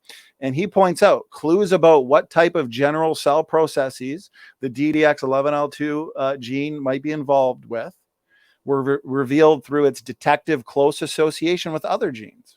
And he goes into co-expression linked to at least 3 different key genes, one TREML1, which is a cell surface receptor for myeloid cells. He goes into TUBB1, BEND2. I mean, you can look at it yourself. And so there's, if it's a long non-coding RNA helicase gene that's producing RNA transcripts, and the site itself has 2 promoters, the second promoter being the one that actually is the genetic switch for the DDX11L2. I mean, what more do you need for function? I mean, what are you looking for? You need to demonstrate function. That's what you need. So for example, demonstrated. So for example, with like long non-coding RNA sequences, like you brought up, you claim that this is an example of one that has function, but you can tell that we have demonstrated function for different like long non-coding RNAs. Like they have been demonstrated to have function, like you read out with gene expression or with like chromatin states or whatever. Like we can demonstrate, we can show those functions. Those functions have not been shown with the DDX11L2. So what you've been talking about with Tompkins is he's showing correlations, right? So none of this is any causative observations, or these are not experiments or anything. And I would also point out that this was 10 years ago that Tompkins first threw well, I do want to. He didn't directly show any function. He just said, hey, there are these correlations that we're observing, and he's had 10 years to try to find what the function is based on that. And he has not been able to do that. I appreciate those points. Firstly, yes, that was the original paper in 2013. He's had a paper in, I believe, 2021 where he did a thorough examination on the interstitial telomeric repeats, found a lot of amazing associations there.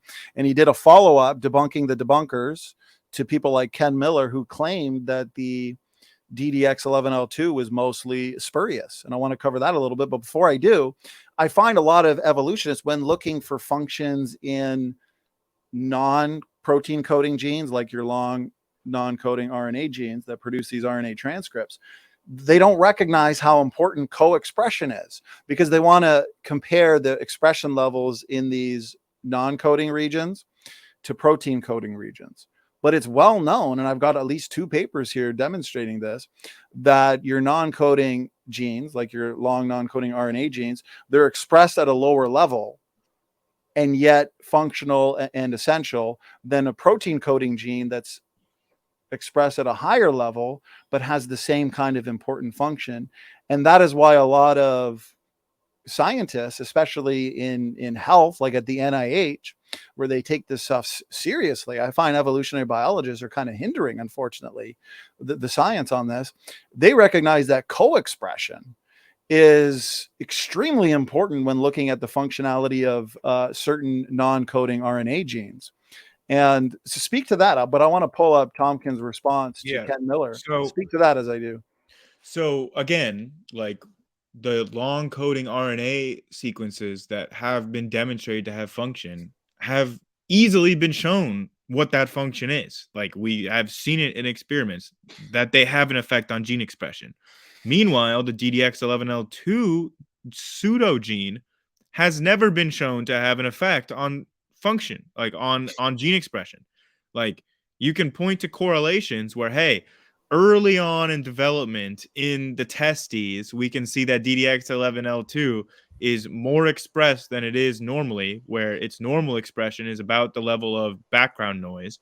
But specifically, when you're like in early stages of development, we see a spike in the testes. Okay, so what is that? Oh, well, we noticed that normally that's the case for every like every area of the genome has higher expression in early stages of development. It's not like weird or notable or unique in any way.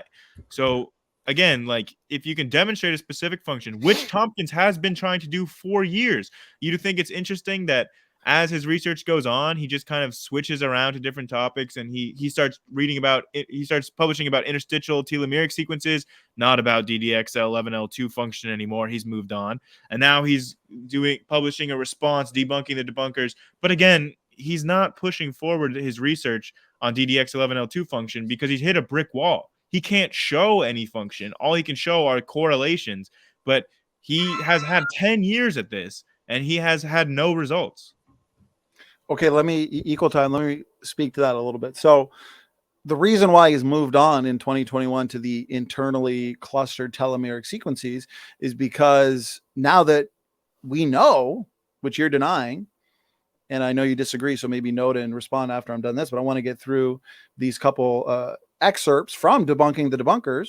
And he pointed out, no, these critics like Ken Miller and others, mostly Ken Miller, he's the one that started this whole spurious nature of the DDX11L2. He said, no, they're wrong. The fusion site sequence binds to at least 12 different transcription factors, including RNA polymerase 2, the key enzyme that transcribes genes. He said additional data in this paper, so he has it in this paper, it's very comprehensive, will also show that along with the binding of RNA polymerase is the fact that transcription has also been shown to initiate inside the fusion-like sequence in a classic promoter-like fashion. And I've been pointing out these promoters are like genetic switches. It's if you walk into a room, you can turn the light on, right? That's a switch, and you're turning on the light for the room. And so this dual promoter region, the second promoter, he's demonstrating here. I don't know if you read this paper or not. I highly recommend it. I feel like something needs to be specified here. What I think, because I think you're conflating the fusion site and the second like promoter sequence, like the intron, because to my knowledge, the promoter is not in that fusion site. The promoter is off to one side of the fusion site, and so when the RNA polymerase binds like to the promoter and starts transcribing, because again, we already knew that this was transcribed into RNA. The issue is whether or not that RNA is functional. That's what we've been talking about. But we already knew it was transcribed. So by definition, if it's transcribed, it's going to be binding with RNA polymerase. So that was already a given. We already knew that would happen because we already knew. Yeah, but you didn't know that there was multiple TSSs, transcription start sites. Well, we already did talk about that. We talked about the two different modes of it. One mode does not include the fusion site, and one mode does. That's the site where like that's what we've been talking about with that secondary promoter. So we have been talking about all this stuff. No, but you're saying that they understood that it transcribed, but basically transcribed at low levels. I'd wonder why then, when you just look up the DDX11L2 gene, it says that it's functionally associated with almost 2,000. The gene itself functions in over 250 different cell types, but it's associated with, it has almost 2,000 functional associations. Here's the last point I want to speak to, and then you can respond. Tompkins says these data also intersect, he points this out in his paper, he's got all the research there, with transcriptionally active histone marks and open active chromatin profiles that are hallmarks of promoters. I find that your evolutionary philosophy and your basic ancestry related assumptions are preventing you from acknowledging the fact that clearly there's a lot of, this is a hotbed for genome activity. No wonder why there's some uniqueness to it with your forwards and backwards repeats. No wonder why again, it's a hotbed for genome activity. It's evidence for design. I mean, I don't know how you can look at this and be like, no, this is all just spurious. It's because it's not a hotbed of genome activity. If you look at this compared to any actual hotbed of genome activity, you'll see the numbers, and they're not at all comparable. This is very, very low on the scale of like expression. This is like on the scale of other pseudogenes, not on the scale of actual genes or actual Grayson.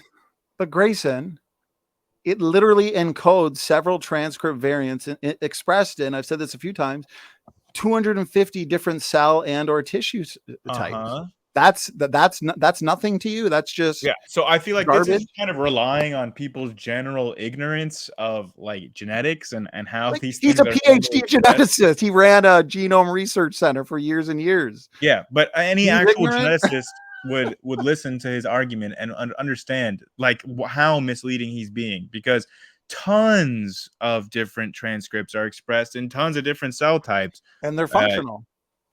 No, again, that is not showing what its function is. Well, your evolutionary philosophy is hindering you from seeing that this is function because you require genomes of junk.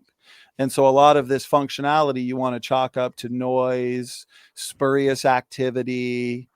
RNA polymerase 2 is just randomly, doing its job here, latching on to, to me, I'm just hearing a lot of evolutionary philosophy. Yeah, and gentlemen, we've gone a little bit over too. If we could just wrap it up like in 1 minute or 2 minutes, because then we have some questions we got to get to, and then also your concluding remarks. If I may, I just want to hear Donnie's response to. I brought this up in my opening, but like the prediction about DDX11L2, right? If the fusion really did happen, then the prediction would be that the DDX11L2 gene would be near the telomeres of one of the ape chromosomes. And then when we look at chimpanzees, we find DDX11L2 right at the telomere at the end of chromosome 2A in the chimp genome. So can you talk to that a little bit? Well, like, isn't that exactly what we would expect if this was an actual fusion? Well, I think I would have to ask a couple clarifying questions. So you're saying that the homologous gene in chimpanzee genome, the DDX11L2, is found next to its functional telomere at the end of chromosome 2A, 2B. Which one? Yes. In the paper, I think it said 2P, which I think is 2A, but they were using P's and Q's instead of A's and B's, but I think it's 2A. Okay, and it's associated with the same type of function that you deny basically in the chimpanzee 2A that it is in human chromosome 2? Don't have any data about what function like it's tied with in chimps. They just looked at the sequence and saw, hey, like this is the same like sequence as DDX11L2. Isn't the DDX family of genes, aren't they known or unique to being close to telomeres? Like, isn't this kind of so that is another point, is that normally all of these DDX11 or DDX11L genes are, or pseudogenes. I think the DDX are genes and DDXL are pseudogenes, I think, but I could be mistaken about that. But they are normally found at the telomeres. The only time that they're found in the middle of a genome of a chromosome is in chromosome 2. I would argue, according to my model, that firstly, assuming that the genes associated with the DDX family are pseudogenes, I am pointing out, as I have the whole debate, that no, these are necessary to sustain healthy life processes in the cell. They're not pseudogenes. And so if they are unique, though, to telomeres, existing close to telomeres, then I would argue that is necessary for their function. I mean, universally, biceps are located near triceps. I mean, so here's something that's really interesting. And forgive me, but I didn't prepare this paper beforehand, so I'll have to get it to you afterwards. But I remember reading that there is actually like a percentage of the human population, like the DDX11L gene is not only located near the fusion site. In some fraction of the population, it's actually migrated back to the telomeres. So this kind of debunks your point about how these genes need to be in a specific location to do their function. And that's why they're in these locations, because it's all designed.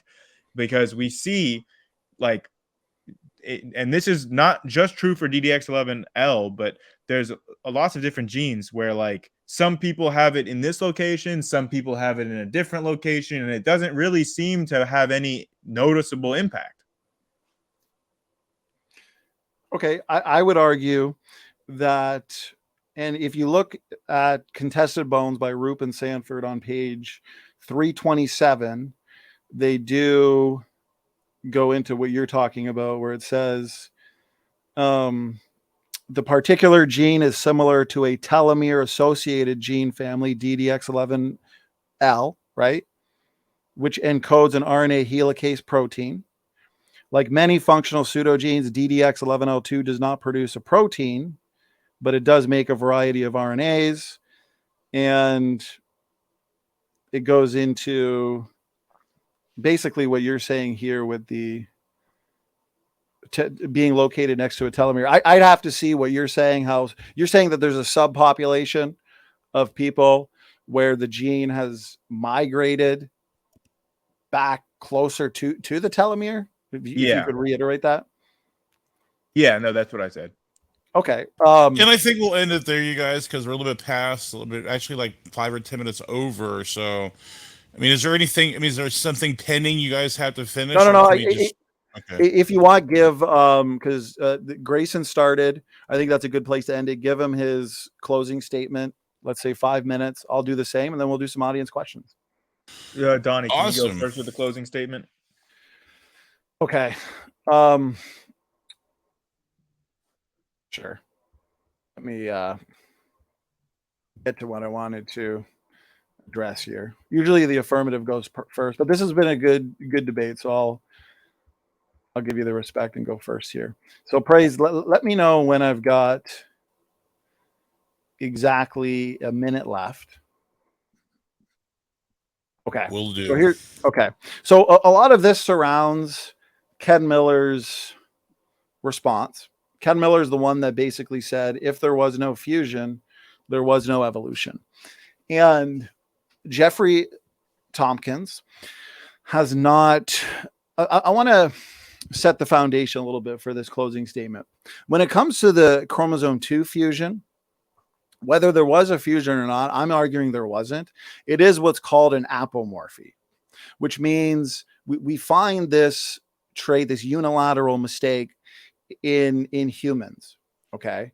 And therefore it would have had to occur in the human line. And so evolutionists would have to look to bottlenecks and drift to essentially explain why.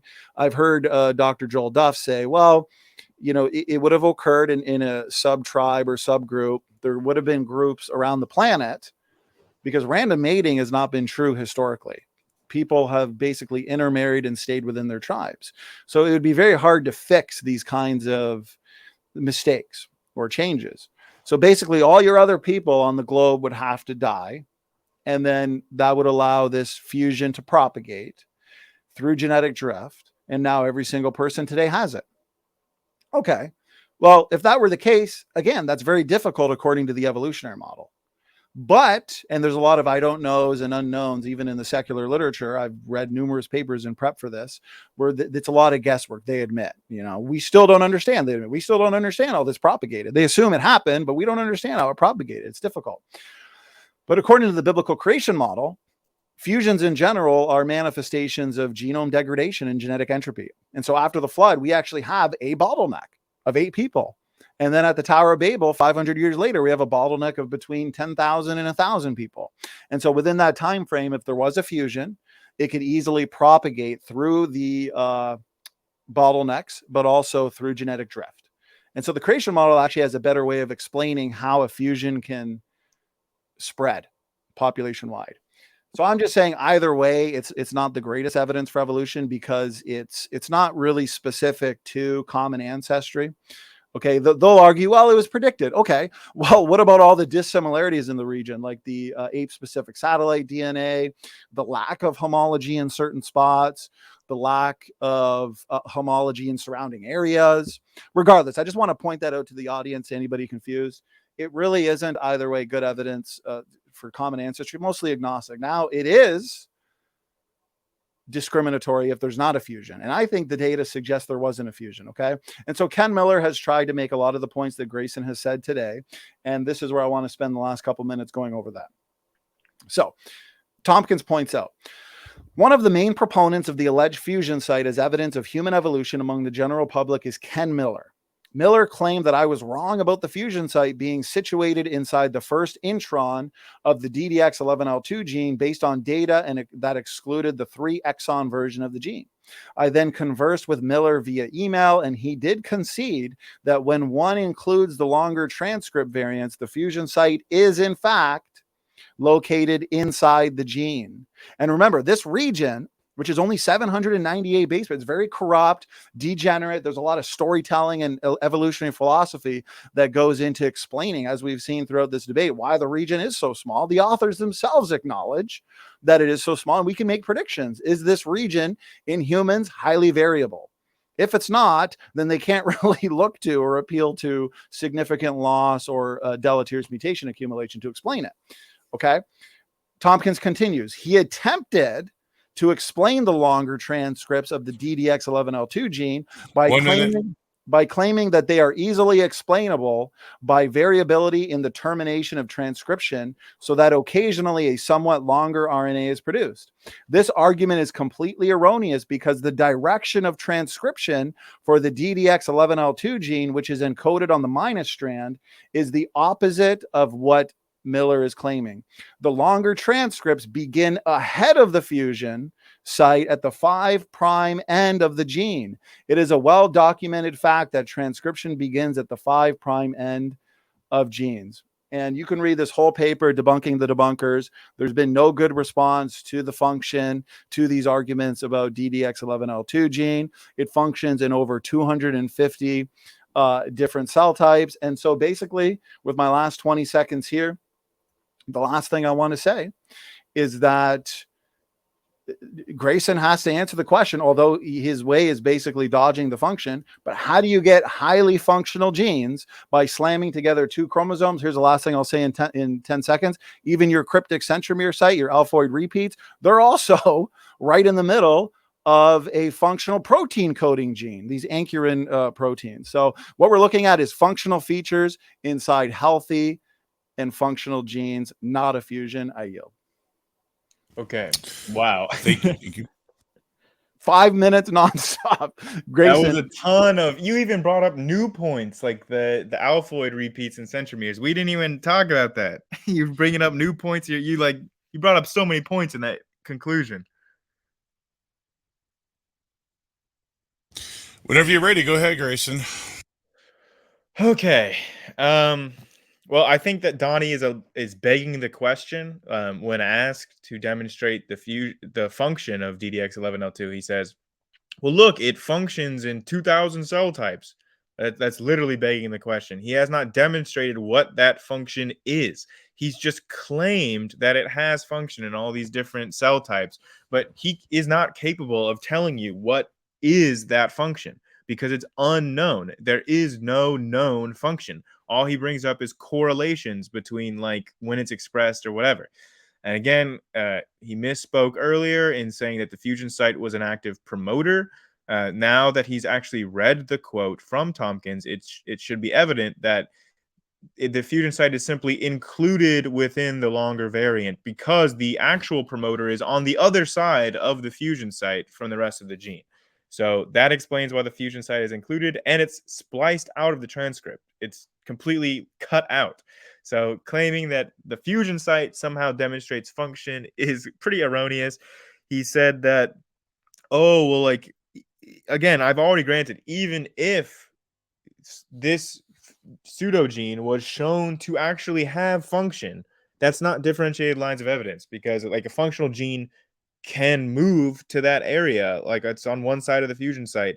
Like we have chromosomal translocations, we have mechanisms that would explain it. It's not inconsistent with the fusion model. Nothing that he's pointed out has been inconsistent with the fusion model. Lastly, I also want to say that I found an interesting website while Donny was talking about his conclusion there, where we can actually purchase cell strains where the DDX11L2 gene in chromosome 2 has been knocked out. So it's no longer expressed. We can actually buy cells that do not have a DDX11L2 gene being expressed, and we can see what happens. So it's only $9,350 to buy these cells to have them made by this company, Synthago. So I would just ask if anyone wants to see that, I'm sure Donny's donations in chat are open. If he wants to spend $9,000, or maybe Tompkins can get the grant for that, because Tompkins could just easily prove that this was a functional gene by showing that when it's knocked out, here are the negative effects. It's like $9,000 on a private website, and I'm pretty sure that Tompkins is fully capable as a geneticist. He should be able to do this himself for a lot cheaper. So he could totally do this. He could show it has function. We could do a knockout test. We could totally see if these human cells are functional or if they're just totally failing because there's no DDX11L2 gene. I think that Tompkins is afraid to do this because he knows what the results will be. He knows he has never demonstrated a function for it. And finally, what Donny was talking about with hey, maybe the chromosome fusion did happen and Adam and Eve did have ape chromosomes, and they degenerated, and then after the flood, oh, now we only have 46 chromosomes because of the degeneration, the fall of man, and Eve and the apple and all that stuff. Well, I think that's kind of funny. So he's prepared to accommodate chromosome 2 fusion into the young Earth creation model, which is kind of funny to me that he's basically acknowledging that Adam and Eve had chromosomes that were more similar to apes than to modern humans, which is hilarious because it just sounds like acknowledging that humans evolved, or I guess devolved in his model, from more ape-like ancestors in the past, i.e. Adam and Eve. So it's very, very funny how the leaps and bounds and the kind of gymnastics that young Earth creationists have to go through in order to accommodate something like chromosome 2 fusion, which was a verified prediction of evolution and is necessary for the evolutionary paradigm. And it was validated. We have the fish analysis, which proves it. So I'll just end there. We can get to some Q&A. All right, you guys. That was it was an amicable discussion there. I appreciate the good attitudes from both sides. I mean, it was very cordial, so I appreciate that. And it seemed to be pretty technical and comprehensive topic. So, I mean, that kind of went over some people's heads like me, but hope people check into it if they're interested into it. But now we'll jump into the Q&As. And sometimes there are these little debates within themselves. Right. Are Q&As related to RNAs? Yes, they are. On YouTube Grayson and Evolution. we love our technical debates, don't we, Grayson? Little ERVs, little phylogenetics, little chromosome 2 fusion.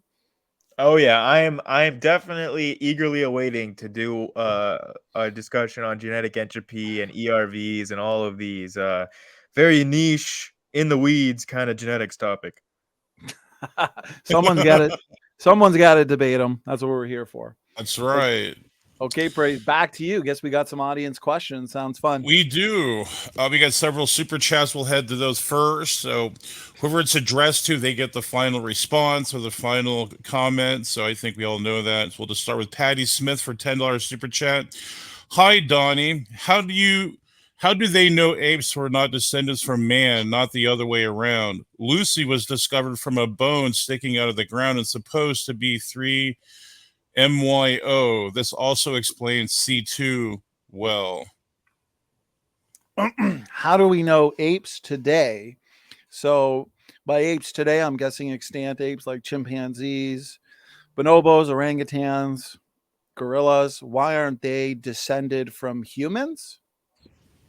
Is that what the question is? How do we know apes were not descendants from man, not the other way around? Lucy was discovered with a bone sticking out of the ground and was supposed to be 3 MYO. This also explains C2 well. I think 3 million years ago. Yeah, I guess, yeah. Why apes are not descended from man? Well, I believe in separate ancestry. So you'd have your extant apes like chimpanzees, gorillas, so on and so forth. They'd go back to ape common ancestors. Evolutionary taxonomists would call extant great apes non-human apes, and all humans today, for a number of reasons that Grayson and I have debated for hours, go back to Noah and his family at the flood 4,500 years ago, and then from there to the creation event a couple thousand years before that to Adam and Eve. I would look to levels of genetic diversity. You could look to orphan genes. You could look to molecular clocks. You could look to dissimilarity in some of these uniparentally inherited DNA compartments like Y chromosome. I mean, Grayson and I could debate that for another 4 hours. So I don't think the data suggest that extant apes descended from humans. I think both groups are separate, not related. So, Okay, so I would answer this as saying that the same way that we know that you are the child of your parents and your parents are not your children. So we can look at the genetics and we can make that determination. I don't think anyone would get confused looking at your parents' DNA versus yours about who's the parent and who's the child. We can easily determine that based on genetic nested hierarchies, which is the same way that we know that humans evolved from like other apes, is because of the patterns of genetic nested hierarchies that we see. So it's not like apes nest within human genetic variation, like humans nest within ape genetics. was that the question was for me, Praise? I get the last word. Yeah. So basically, yeah, the pedigree is a great way to determine. When you look to a pedigree, you're going to go back not to it. It would contradict what the questioner is saying, that basically humans brought forth apes according to the evolutionary model. Basically, pedigrees would bring us back to humans, fewer humans. And if you looked at chimpanzees, the same thing. Grayson, with nested hierarchies, I would argue that yes, there's a general hierarchy that exists. Humans are more similar to a chimpanzee than they are to dogs. But when you examine the details of the so-called hierarchy, which we've done, you find a lot of inconsistencies with the hierarchy. One that I'll say, for sake of time, is the Y chromosome, which I don't think the evolutionary community has given a satisfactory answer to. When you consider overall gene content, architecture, and size differences, the human Y chromosome is only 35% the same to the chimpanzee Y chromosome. But wait a minute, the chimpanzee is supposed to be our closest cousin, and it turns out that the human Y is more similar to the gorilla Y is to the chimpanzee Y. And so there's one out of many breaks in the hierarchy. So I'll yield there. I appreciate that. And the next one is from a person we know has been around here so many times. And Stupid Whore Energy. Oh, SWE is back. Yeah, she's Haven't back. seen her in a while. Good to see you. And She's she one of the gave two of originals. them. Yeah, she's one of the originals. She's an OG. Oh. Thanks for the super chat support. She's going to try and stump me. This brings me back to the modern day debates, me versus SWE. What does she got? Yeah, I think she has two for you. I mean, two separate ones. So here's the first one. If telomeric DNA is reduced or even absent, telomere proteins that bind telomeric DNA don't have DNA to bind to at chromosome ends, so they can't protect them from fusions. Why would you expect otherwise, SFT? A good question. Telomeres, one of their jobs as being the end caps of chromosomes, are to protect chromosomes from fusing. But we live in a fallen world, and just like we have many amazingly complex and sophisticated DNA repair enzymes that are supposed to fix DNA breaks, we still get mutations. We get thousands and thousands and thousands during our lifetime in somatic cell lines. And then we also get roughly 100 that pass on to the next generation. So these DNA repair enzymes don't work perfectly. And telomeres, unfortunately, they can degenerate, and they don't work perfectly either. We see fusions in cancer cells. Those aren't healthy cells. We see fusions in the wild with equids, of course. Nobody's arguing that fusions don't happen. The question is, did a fusion happen in the human line? Now, when it comes to the humans, again, how much did these telomeres have to degenerate? Why were these authors, at least of this specific prominent paper on the fusion, why did they ask the question in surprise? Why is this area so degenerate? I'll tell you why. Because the area does not look like what was expected or what a signature should look like if there really was a fusion. We see fusions again in cancer cells in the wild, and it doesn't look similar. It's different. It's corrupt. It's degenerate. And that's because what we find here, again, the few sequences, your telomeric like sequences, we do find that they're there for a functional reason. If this really was indicative of a fusion event, there should be thousands and thousands of these sequences, even if And it's a guess. The evolutionists guess, well, maybe the telomeres degenerated and then they were able to fuse, and that's why it's so corrupt and degenerate. They're just guessing. They don't even know how big the telomeres would have been. Because for sake of argument, if you had the smallest size telomere, 10,000 bases, that degenerated to, let's say, 5,000 bases, you're still looking at a 10,000 base signature. The signature is less than 800. It's pathetic. It's flimsy. Anyways, go ahead. Well, you said a lot there. We basically already brought up her question in the debate itself. We already had a discussion about this. I think that she asked her question before we got there in the debate, but we already had. I mean, I told you exactly why these telomeres are so short and why that's what we would expect.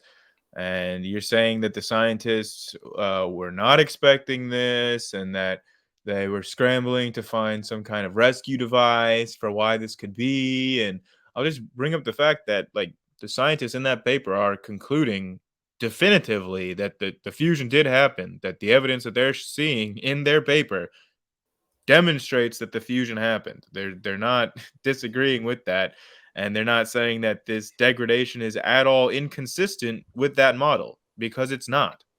And, like, again, we would expect these to be degenerated because they are fused. When we see head-to-head telomere fusions, they only occur with highly degenerated telomeres. And for those people that don't know, what causes telomeres to degenerate? Aging.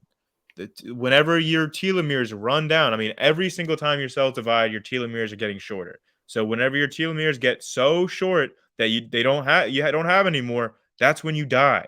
In fact, you can actually predict fairly accurately how long someone will live based on the length of their telomeres. If we were to measure Donny and my telomere right now, whoever has the longer telomeres as the time of this discussion has a much higher chance of living longer based on natural ages. So, like, the older a person is, the shorter and more degenerated their telomeres are.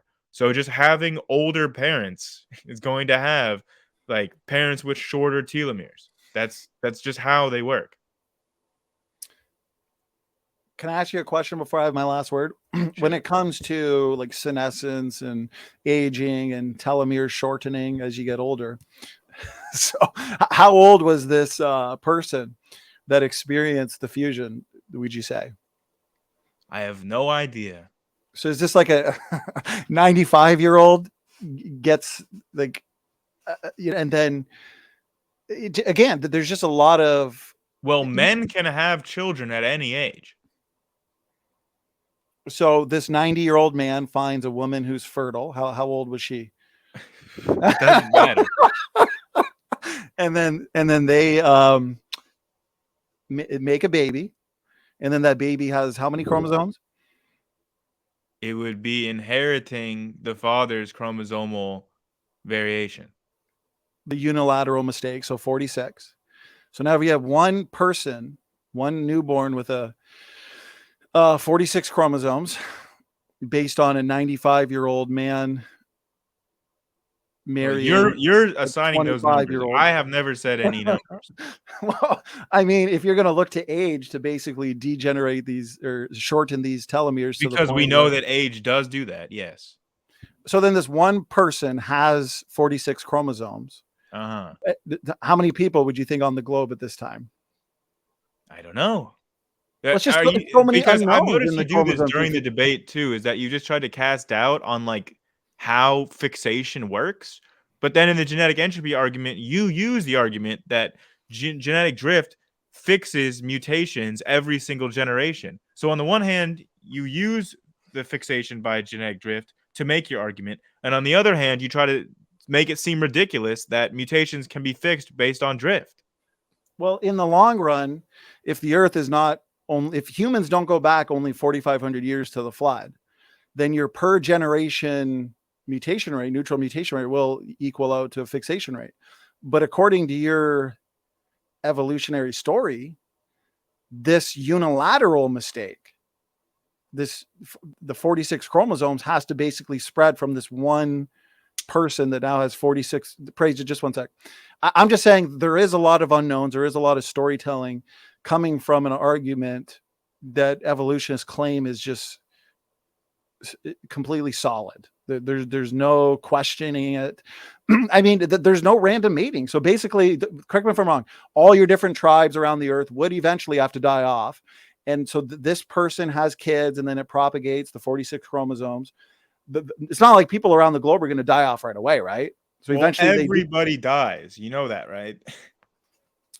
So yes, everybody that was alive at that time is dead now. That's how history works. Yeah, but everybody with 48 chromosomes would have to die. Everybody with the 46 chromosomes would have to continue on. They all died too. I mean, everybody dies. We're talking about events in the long past. They're all dead now. Yeah. Okay. Well, I appreciate you answering that. So I would, I almost forget what the original question was, but I would argue that it was SWE's question about the degenerate nature of it. So my last word to it, yes, we discussed it a lot during the debate. I'd like to see then where the evolutionary community predicted before. I want to see how specific this prediction is. I want them to say, you know what? And we're going to expect this fusion to be degenerate. It's going to be defunct. It's going to be corrupt. There's going to be just a few tandem sequences. There's actually going to be more chromosomes that have more of these perfect tandem sequences. It seems like there's a lot of discrepancies, unfortunately, that at least from what I've read from these papers, there's a lot of unknowns, and a lot of the authors admit to the unknowns. But then you got the YouTube debaters that are just like, no, it's all expected, no surprise, nothing to see here, folks. Just seems to be a lot of posturing to me. I think we're going to end it there. Right? Well, you can get a short, but also we'll hand it back to SFT for something very short. And we'll go ahead, Grayson. Short like those telomeres at in that 95-year-old that experienced the fusion. Yeah, well, all of the geneticists that you're talking about that are like acknowledging like these so-called discrepancies and these gaps in knowledge, all of them say that the chromosome fusion definitely happened. That's where the evidence shows for sure. Like it's not like this is a big open question in the genetics community. This is settled science. Like this is not a currently ongoing area of like hot debate and research in the field. Like this was settled 20 years ago. But of course, a couple things as final word. Obviously, these evolutionary scientists writing these papers on the fusion, they're obviously not going to see, well, because of these discrepancies, no fusion. And when Ken Miller said, if there's no fusion, there's no evolution, then evolution must not be true, separate ancestry. Let's see that paper get published, because they know, well, if there wasn't a fusion, then there'd have to be independent fission events, basically, with your orangutans, gorillas. Very, very non-parsimonious. It's easier to hold to a fusion. So, of course, their basic assumption going into addressing these discrepancies is what? The fusion happened. Now, why do we have these discrepancies? They list a bunch of reasons. And the question is, are those reasons valid? Are they parsimonious in light of the data? I don't think so. You think so. And that's where the debate is, basically. So I appreciate it. All right, perfect. We'll head to the next one by SWE coming at you again, Donny. Is Donny aware that the members of the DDX gene are located right next to the telomere, except for the DDX11L2, which is right next to the fusion site? Isn't this evidence that this is a remnant of fusion? Right. I think that relates to Grayson's final question in the discussion. Firstly, I'd want to look at that a little bit more deeply. The DDX family, the evolutionists are going to assume, as we've seen in this debate, are a pseudogene family. Anytime you hear the word pseudogene come out of the mouth of an evolutionist, you know that this is based on evolutionary philosophy, evolutionary based assumptions. They're assuming that, okay, these are the remnants of once protein coding genes. There's different kinds of pseudogenes, processed pseudogenes, duplicated pseudogenes. Nonetheless, it all basically means this was once a protein coding gene. It's now defunct. It no longer codes for protein. But again, we've pointed out throughout this debate that we have long non-coding RNA genes that are detrimental, that are functional and essential in healthy life processes. And this DDX11L2 gene is a long non-coding RNA gene. And the site, the fusion site, which is overlapped by this gene, and that's why it's an issue for the evolutionists. Here's the last thing I'll say, and then Grayson can go, is if it really is functional, which I think the data is pretty clear that it is, then how do you get highly functional genes by slamming together two chromosomes? I mean, that if functional as we're saying, then there couldn't have been a chromosome fusion unless there was basically this DDX11L2 gene and there was two genes in the middle of it, maybe. And then they got deleted somehow and then brought the gene together to just magically overlap the so-called fusion site, which has multiple transcription start. It's a hotbed of genetic activity. And I understand Grayson wants to deny it, but maybe this DDX family, this DDX11 family, maybe they, in order for their function and their functional associations, need to be near functional telomeres. Just like humans worldwide have their biceps near their triceps, have our skull with our brain. But the claim that the DDX11L2 gene is not near a telomere, but every other one is, I'd have to look into that and see how valid that is. Go ahead, Grayson. You can clarify. Okay, yeah, it definitely is. There is no other DDX11L gene that is located like not next to a telomere. They are all exclusively located near telomeres, and so is DDX11L2 in chimps. The only time that DDX11L gene, like pseudogenes, are found not associated with telomeres is at the fusion site in chromosome 2. Donny brought up a whole lot in that topic, but I can assure you, like, you can go look this up. Look at the main paper by Costa et al. From 2009 that goes into all you could want to know about DDX11L genes. They are all located at the telomeres except in this one single instance, which is pretty strong evidence. Also, he says that this is like the third time that he's asked the same question. I've answered it every single time, and he keeps asking it, which makes me feel like he's either not hearing my answer as an answer to his question or what. I don't know. He's finding it somehow not satisfactory. But I've explained this. This is like the third or fourth time now that I've answered this question about how a functional gene can result from from a chromosome fusion. And again, I'll just grant him that it's a functional gene. I don't think I have to. I think it's very clearly demonstrated that this is a pseudogene and not a functional gene. But even if I were to grant that this is a functional gene that's located in this region, that is not inconsistent with the fusion model. Like I have brought up numerous times, chromosomal translocations happen, okay? And the actual like meat of the DDX11L2 pseudogene, the majority of the gene itself is all located on one side of the fusion site, right? Exactly where it's located in the chimp chromosomes. Like I showed that as well. That's in that Costa et al. Paper from 2009 too. That DDX11L gene is right next to the telomeres in chimps. It's right on one side of the fusion site in humans. And the only thing on the other side of the fusion site is a promoter.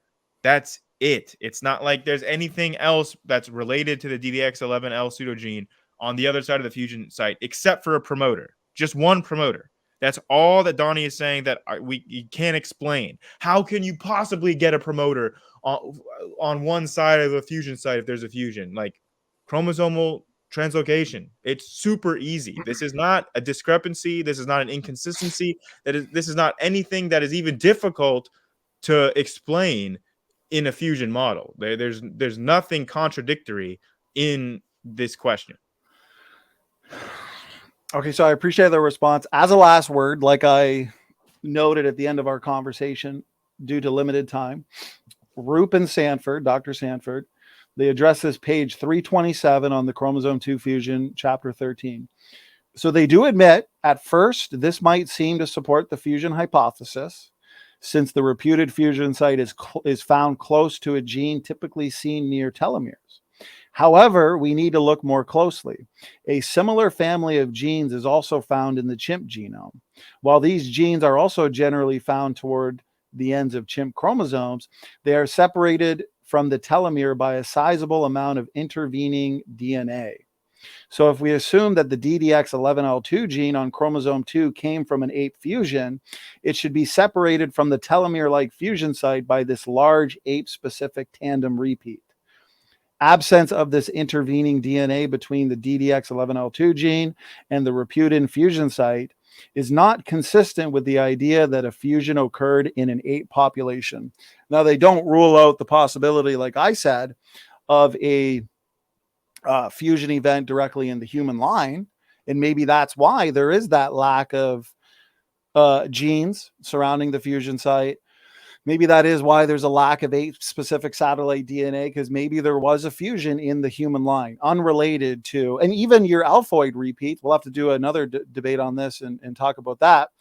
Those are totally different type. There's no homology when you look at the alphoid repeats or sequences in chimpanzee chromosomes. So yeah, Grayson can focus on the points that seem to support his position and ignore all the dissimilarities. But I'm saying, like a detective case, like in a courtroom, when you consider everything, it is the creationist side that has the upper hand. And so I'll yield there.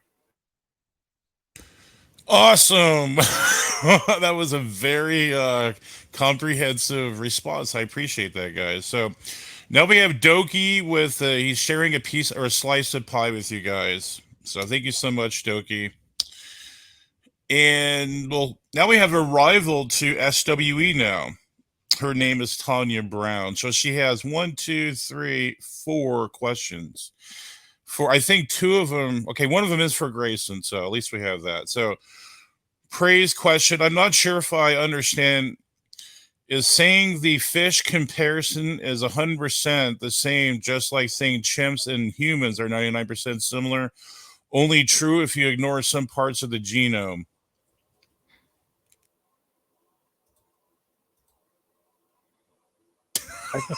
No, I think Grayson's on mute. I think is that for Grayson? No. There is no specific person. I think because Tanya Brown, I think, is a creationist, so I assume this was a question for Grayson. But if it's for me, that's fine. You'll have to rephrase it though. Go ahead, or re-say it. I'm not sure I understand. But like they say, is saying the fish comparison 100% the same, just like saying chimps and humans are 99% similar, only true if you ignore some parts of the genome? ? Oh, okay. Well, it sounds like it's more directed at Grayson. So let Grayson respond, then I'll go. To be fair, Grayson deserves some final words here and there too. So Grayson, consider it your question, and that way you'll get the final word. I'm sorry. I have no idea what this question is asking. I think I understand what it's saying. Is the fish analysis assuming, based on ignoring large portions of the genome? I will just respond with, I don't know, but I would respond with, regardless, banding patterns, the fish analysis, synteny, homology. This is all just very minor aspects of this debate, because we have to weigh the dissimilarities with the similarities. And yes, there are some points, admittedly, to be fair to Grayson, there are some points that seem to suggest there is a fusion, but I am arguing there are many more points, discriminatory points, that say there wasn't a fusion. And just like any good court case, that would what? Rule out or overturn there being a fusion. And you can look to not just the fish analysis or the banding or so on and so forth. Again, I pointed out the alphoid repeats, the fact that there's no good homology within the alphoid regions. There's a publication by Half and Willard, and they stated, because of this lack of homology, basically, in similarity with the alphoid repeats, they said this implies that the human chimpanzee sequence divergence has not arisen from a common ancestral, and then it's a specific satellite repeat, because the human alphoid repeat DNA sequence does not closely match homologous chimpanzee centromeres and chromosomes. You got the lack of specific ape satellite DNA. The site itself is corrupt. It's degenerate. The regions outside the fusion event. They're not found in chimpanzee. These are important genes. And so when we consider everything, it's a cumulative case, as the evolutionists say. They always say it's a cumulative case. And so I am arguing tonight it's a cumulative case that the most parsimonious explanation is there was no fusion. Too many discrepancies. Go ahead. Okay, right. So just the fish analysis alone proves that the fusion happened. Not a single line of evidence that Donny has brought up the whole night has been inconsistent or contradictory with a fusion model. So the preponderance, the weight of the evidence is firmly on one side of this debate. There's a reason why Tompkins is the only geneticist in the world, basically, who disagrees with the chromosome 2 fusion. You can give. Make it pithy, SFT. We're going to get to the next one here. No, you give him the last word. He deserves it. Okay. Or I mean, yeah. Yeah, it was a question for me, even if I didn't understand it. I'll just say, like, if the idea is that the fish analysis is leaving like huge gaps, yeah, I think that there's only a certain number of like fluorescent proteins. I don't know if they're using like 30 of them or whatever, but they're just going to be binding like in a certain order. So it's not really that you need full 100% coverage. It's more of like overall that the order should be the same as to how these proteins are binding. So that's the key to the fish analysis. Right. I'm not sure if it's specific to the fish analysis. I just know certain portions, mostly synteny, and then also the cryptic centromere comparisons. The secular papers even admit that you can, when you're looking at the data and these databases and doing these analyses, there's a lot of meaningless ends, basically showing that we don't have good data. And they also use the human genome as a scaffold. And so a lot of these questions, especially with synteny, I'm not 100% certain on the fish analysis, they are yet to be resolved until we have better sequencing data on chimpanzees. But I like to say, for sake of argument, who cares if there is some good synteny, shared gene order along chromosomes and chromosomal organization? Again, I've got at least 5 papers showing that synteny is the way it is for functional purposes. Well, this ultimately just gets into the discussion of junk DNA, where like you have the religious position that all DNA is inherently functional, and like I'm just going with where the evidence shows. If a portion of the genome can be demonstrated to have function, I don't have a problem with calling that functional. If there is no function that can be demonstrated, then it cannot be said to be functional unless we can demonstrate that. It's, innocent until proven guilty. So you got to prove that it's functional before you can say it's a functional. I think that's pretty fair. So we can move on now. Yeah, well, we have another. Okay, go ahead, SFT. No, you know what? Give him the last word. Move on. Okay. So this is for you, Grayson, from telling you again. If the head-to-head nature of the supposed fusion is what makes it so convincing as fusion, on what basis do you say fusion is common when you claim other fusions aren't H2H? On what basis do I claim that fusions are common? Because they are common. Just like head-to-head fusions may not be common, but fusions in general are pretty common. You can look at like closely related species, like species that like look very similar. And you can compare the number of chromosomes that they have. And like, even though overall their genetic similarity is very high, the number of chromosomes that they have can be very different. Like you can see evidence of like multiple fusion events, like in species like past genetic history, even in a creation model. Like if you believe like that everything that we have today, if like in microevolution or whatever it is that the young Earth creation model has, you'd still have to believe that there were a ton of chromosomal fusions that occurred since the flood and the time of Noah to result in what we have now. Like there are like canine species that have like way different numbers of chromosomes, or like horses, or like stuff that most creationists think came from like one common ancestor on Noah's Ark, that show evidence of like having numerous chromosome fusions. So like I think that both models have to acknowledge that chromosome fusions occur and are not rare. Both models do got some explaining to do. And so I'll say, yes, chromosome fusions do happen in nature, but typically those fused chromosomes are deleterious. They reduce fertility. The chromosomal architecture is disrupted. And therefore, most of the time, selection is going to work against those kinds of events. And from my understanding, now I haven't looked at every single paper, so I don't want to say all, but most, which means this would be an exception. I wonder if Grayson can speak to this. Most fusions, at least in mammals, that we've seen in nature involve satellite DNA at breaks at or near centromeres.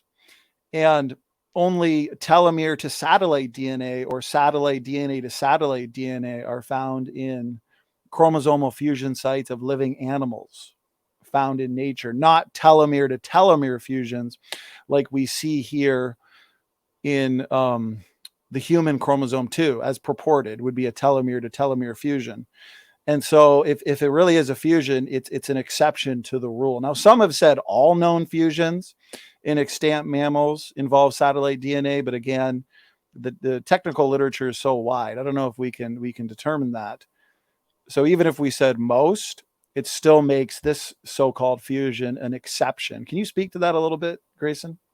Yeah, so what you're saying is not wrong. Like the vast majority of fusions that we observe, like the most common type of fusion is not a telomere to telomere fusion that we've been talking about all night with chromosome Right. 2.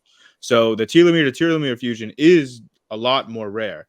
I don't think that it is unprecedented. I think that like if I'm remembering correctly, there are studies with like horses or with pigs that have shown like just like with chromosome 2, like evidence for a head-to-head telomere fusion in that species past. So I don't think it's unprecedented, but it definitely is not the most common form of fusion, and it is more rare. So that's for sure.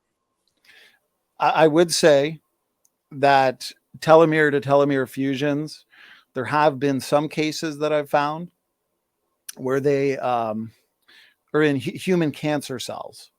But I mean, we'd all agree those are not healthy cells and are obviously connected to genomic instability and disease, of course. So that's not going to do much for a telomere to telomere fusion like we might see in the chromosome 2 fusion. I've heard about the pig and horse examples possibly being telomere to telomere fusions.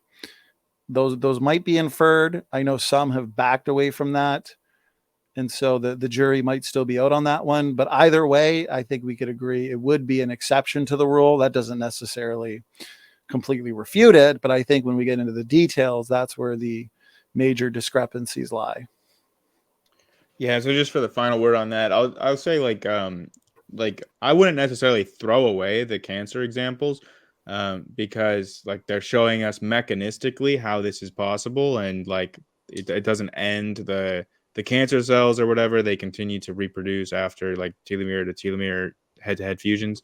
And like the example of why it would be in cancer cells is because those would be examples of like where you might have some it would be more likely that a telomere to telomere fusion would occur if there's like, you know, highly replicating cancer cells. So I think that the cancer cell example can show mechanistically how these things can occur when you have conditions of highly degraded telomeres. So that's the last I'll say on that. We can go on to the next question. So another question for you, Grayson. If we didn't know the sequences of humans, apes, or our supposed common ancestors, why predict fusion and not duplication? Because it's more parsimonious that there was one fusion event rather than like multiple duplications in all the other great apes. And again, we don't need to know the genetic sequence in order to do something like a fish analysis. You don't need like specific knowledge about what the genetic sequences are in that case. You're just, again, just looking at the order of these glowing, like staining proteins. So yeah, you don't need to know the genetic sequence in order to prove the fusion. And the fusion is more parsimonious because only one fusion needs to occur instead of needing multiple duplication events. So it's just a, Occam's razor. Praise, can you reiterate the question? Can you say the question again? If we didn't know the sequence of humans, apes, or our supposed common ancestors, why predict fusion and not duplication? So when it comes to the human chromosome 2, they didn't expect the fusion until we had the chromosome numbers. 46 for humans, 48 for the great apes. And then they figured, well, it either has to be independent fission events to give your but basically everyone would have had 46 chromosomes, right, Grayson? And then eventually through these independent fission events. Yeah, like for it to be duplication, like the common ancestor for all the great apes would have to have 46, and then humans just maintain that number, and then all the other great apes had a duplication event that made 48. Right. So a lot of rightfully, even in the evolution community, have rightfully pointed out that that's just it's kind of a convoluted way of explaining it. Or a lot of times the most simple answer is the right answer, and so to them the fusion event made more sense. But for many of the reasons why in the last 2.5 hours, I think there's pretty good evidence to be made against a possible fusion. But for sake of time, no point in going through all that again. So appreciate the question. And you can finish it out there, Grace, if you have someone else to say that. No, we can just move on to the next question. All right, this is the last question of tonight. This is for you, Grayson. Again, if they prove function, would that convince you it's not a fusion site? No, as I already said, like there's nothing inconsistent about having a functional gene at that location. Like there's nothing that would contradict the fusion model. It's not differentiated lines of evidence. Like if it was demonstrated that the DDX11L2 pseudogene in fact did have a function, then I would acknowledge that it was a functional unit of the genome. Like I see nothing like that. I don't have any like reason why I would prefer it to be non-functional or have function. I don't have a preference either way. If the evidence demonstrates that it has a function, then I would say that it's functional. As of right now, we do not have evidence that shows us what its function could possibly be.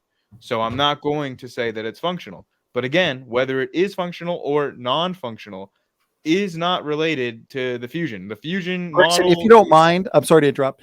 Can you just reiterate your explanation? You don't have to take a whole long time. I know we're both getting tired, because I know you said you answered my question in detail about how you can get functional genes by slamming together 2 chromosomes. Can you reiterate that explanation again real quick? The short of it is chromosomal translocation. So chromosomal translocation is going to take a pre-existing functional gene like DDX11L2 and move it over the fusion site. It can happen. Yeah, this is like the mechanistically possible. There's nothing that would preclude that from happening. Like we know chromosomal translocations do happen. Genes can move around. And also, where has that been? It just seems like real quick. I sent you in the private chat. I know that the audience can't see this, but it's an image of all the various DDX11L genes and their locations on the different chromosomes for chimpanzees, different kinds of apes, and for humans. And so you can see that all of them are located on the ends, and you can see that there are 2 human variants, one of which has the DDX11L2 gene located at the fusion site, and one has it near the telomere. So there are 2 populations of humans. But what about the dissimilarities? What about the intervening ape-specific satellite DNA that's not there around humans, but it's there in chimps?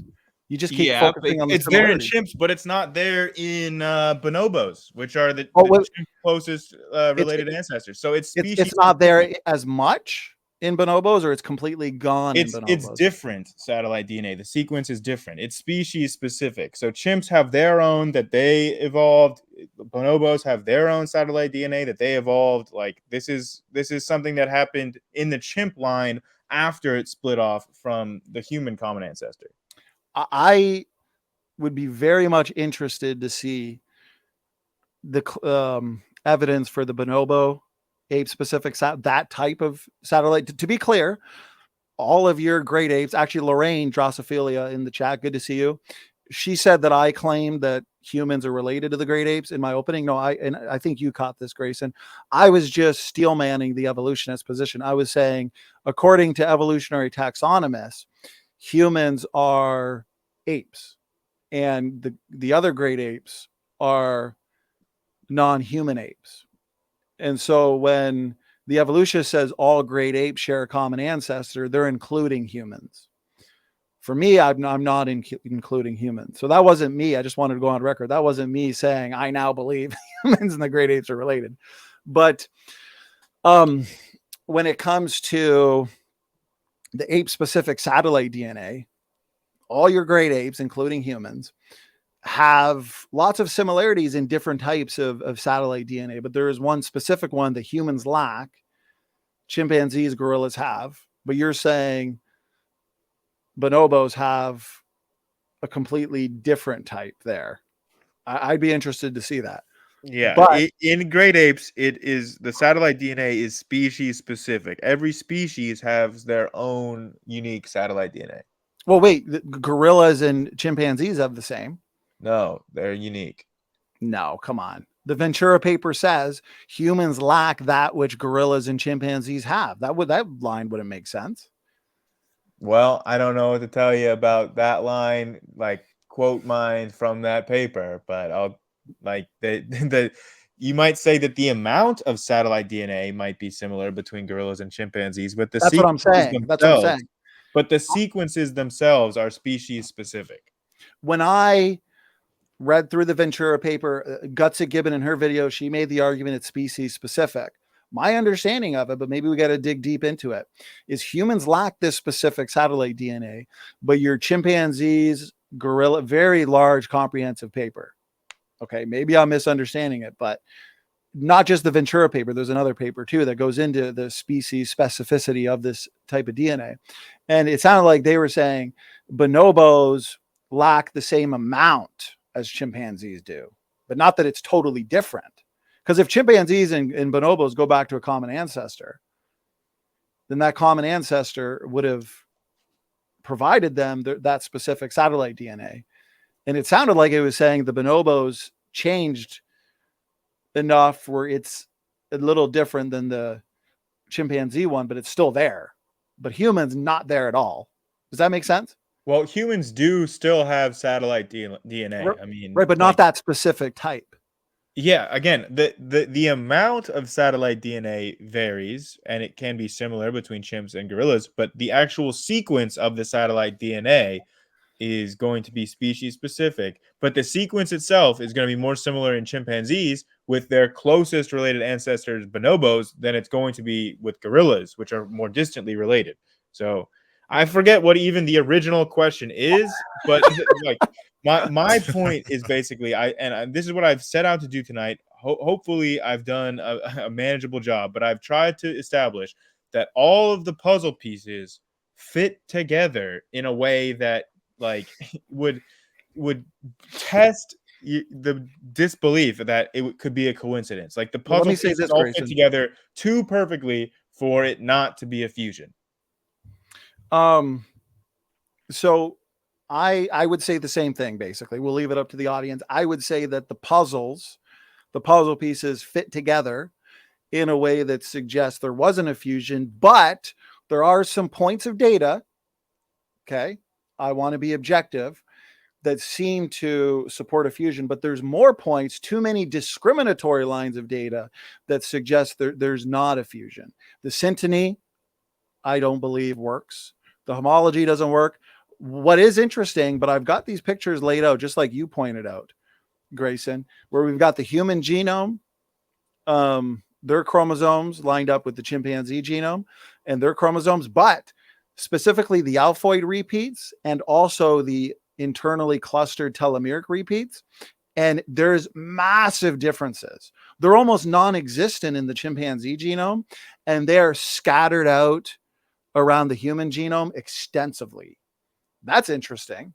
Those are massive differences. So my point, and I think the audience gets it, is where you're focusing on the similarities that seem to help your case, you're ignoring a lot of the dissimilarities and invoking a lot of storytelling to explain those dissimilarities. When I'm saying, no, those dissimilarities mean that the most parsimonious answer is the fact that there wasn't a fusion. I'm trying to focus on those discrepancies that I'm not finding very convincing explanations from the evolutionists from. And I'd like to see from you your explanation of chromosomal translocation to explain the DDX11L2 gene basically just moving over nicely this fusion site.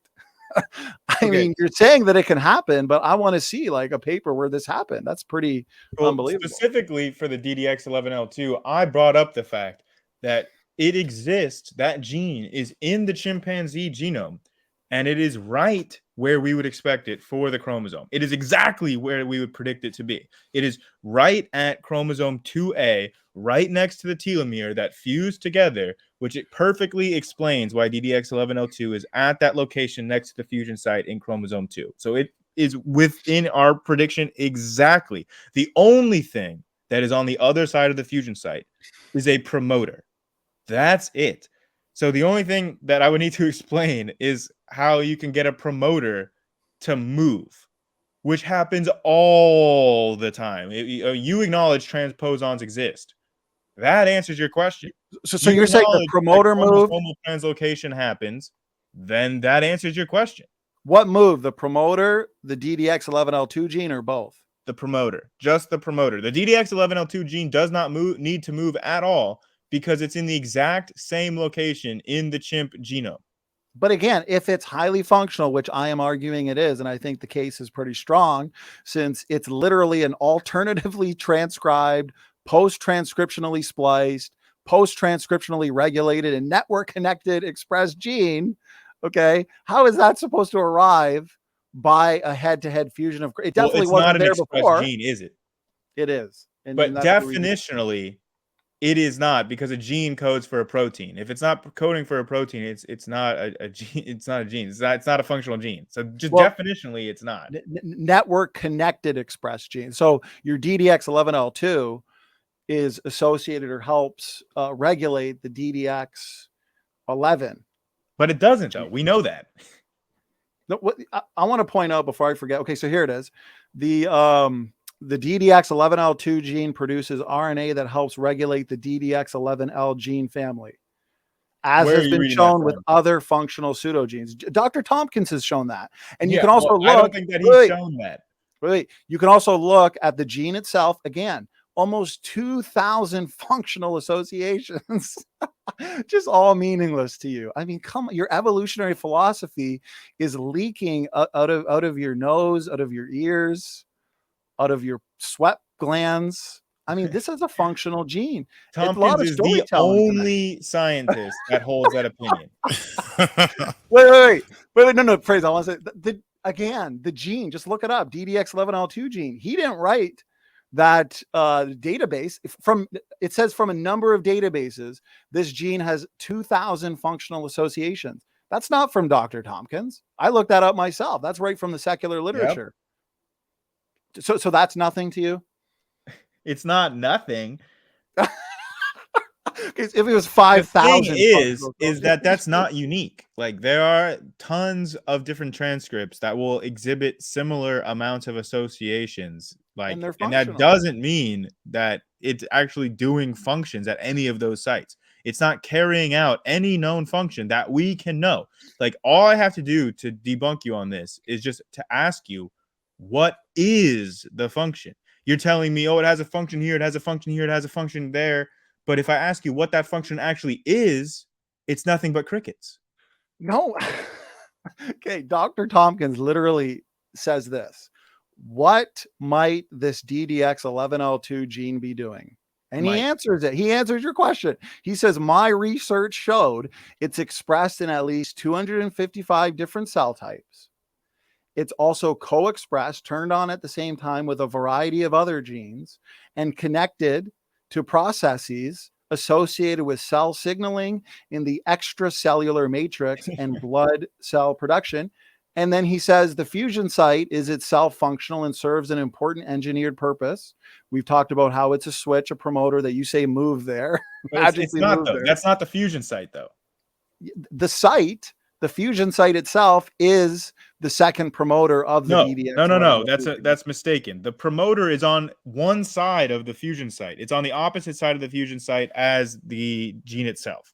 So the promoter is not the fusion site. The fusion site itself is not. Are you saying the fusion site is not right in the middle of the gene? The fusion site, on one side of the fusion site is the promoter, and on the other side of the fusion site is the gene itself. No. The fusion site is in the middle of the gene, Grayson.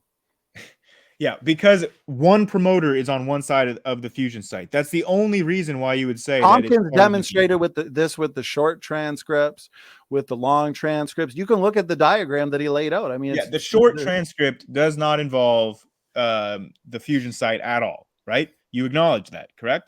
The short transcript. The long transcript does have the fusion site transcribed.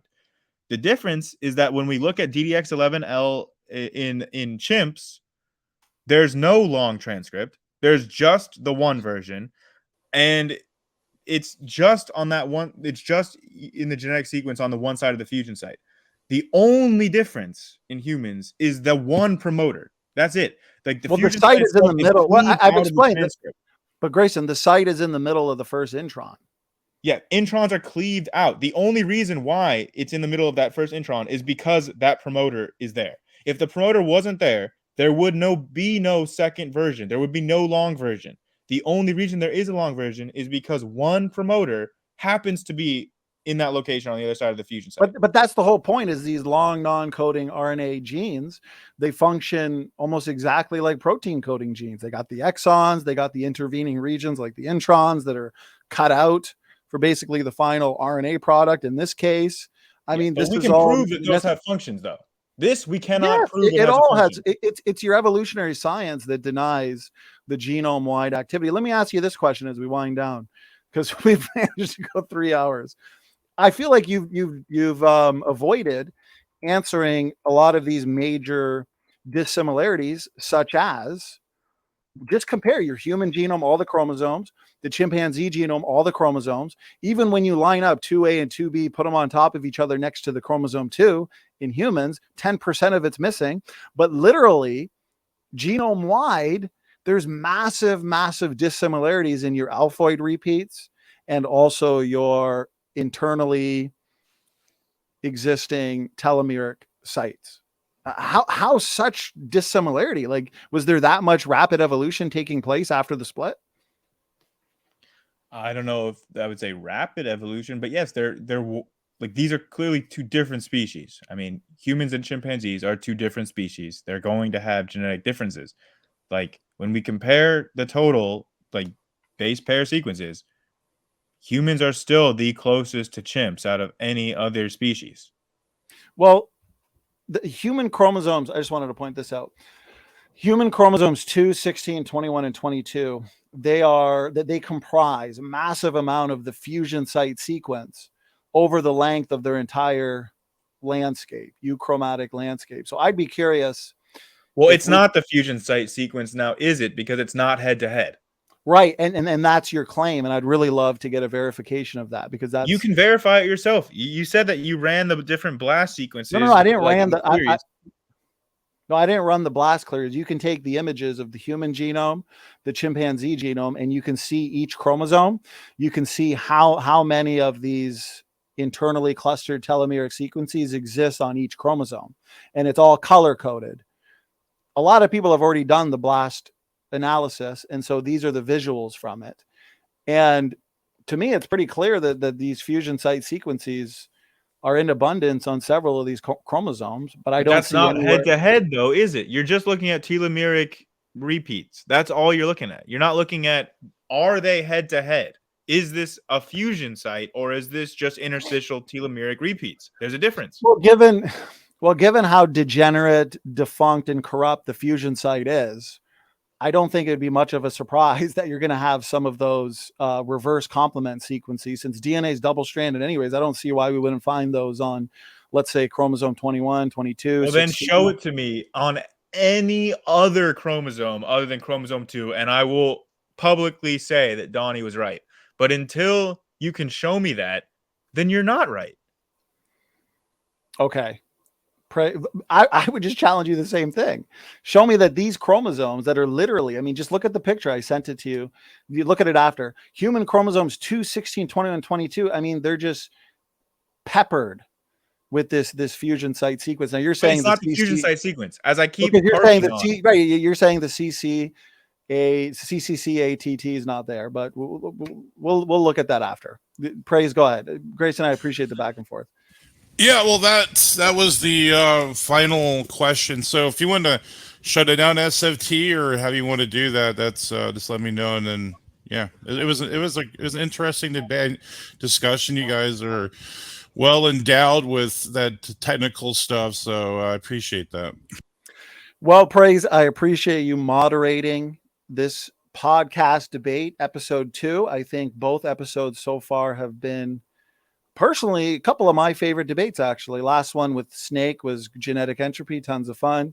This one here with my man Grayson, coming well prepared. This was, it's not a lot of fun when you discuss these technical topics with people who don't know much about them. But Grayson comes in prep. This was an excellent discussion. I really enjoyed it. 3 hours just on the chromosome 2 fusion. So there's not all that much out there, I noticed, in the world of YouTube on the chromosome 2 fusion, minus a few videos that both of our communities have done. And so now we have an extensive debate that people can look to, enjoy, watch, consider both of our points, and come to their own conclusion. That's why we do these. Critical thinking is important. Let's jump into the octagon. Let's debate these issues. Why only exist in echo chambers? No, this is what I like. This is what it's all about. So Grayson, I'm really glad to have evolutionists like you around in this community that are always up for a debate. Grayson's never turned down a debate, which means we'll probably have another 20 of these. So that's my last word. Grayson, last words from you. Did you say I'm well endowed with technical information? Is that how you described me and Donny? Well, I mean, you guys I would just like to clarify, it's 100% true. Ladies, I'm very well endowed with technical information. And anyways, I just want to say, what was that word you used earlier? Amicable? Very amicable, baby. It was amicable. Praise has his thesaurus with him tonight. I do. So yeah, I do. I love these debates. I love these nerdy technical debates. I love, especially on genetics. It's a great topic. I want to call out C Science. He's in the comments, and he was saying, you got to get me on to discuss Lucy. I would love to have a debate with C Science on Australopithecus and Lucy. I think that'd be very fun. It's a topic that I haven't done a debate on yet. So yeah, I would love to debate Australopithecus. I'd love to debate genetic entropy, junk DNA, ERVs. Bring them all on. I love debate, and especially with these topics. So thanks for having me on the channel again, guys. It was a fun one. Likewise. Okay, well, with that being said, 3 hours on the dot. Thank you, everybody, for tuning in. Appreciate the questions. The Q&A turned out to be a lot of fun, a lot more sub-debates, basically, within the audience Q&A. So, Grayson, thank you. Praise, thank you. This podcast should be up on the podcast website sometime in the next few days, and so you can listen to it there or just enjoy it on YouTube, guys. Okay, God bless. Thanks for tuning in. SFT's out.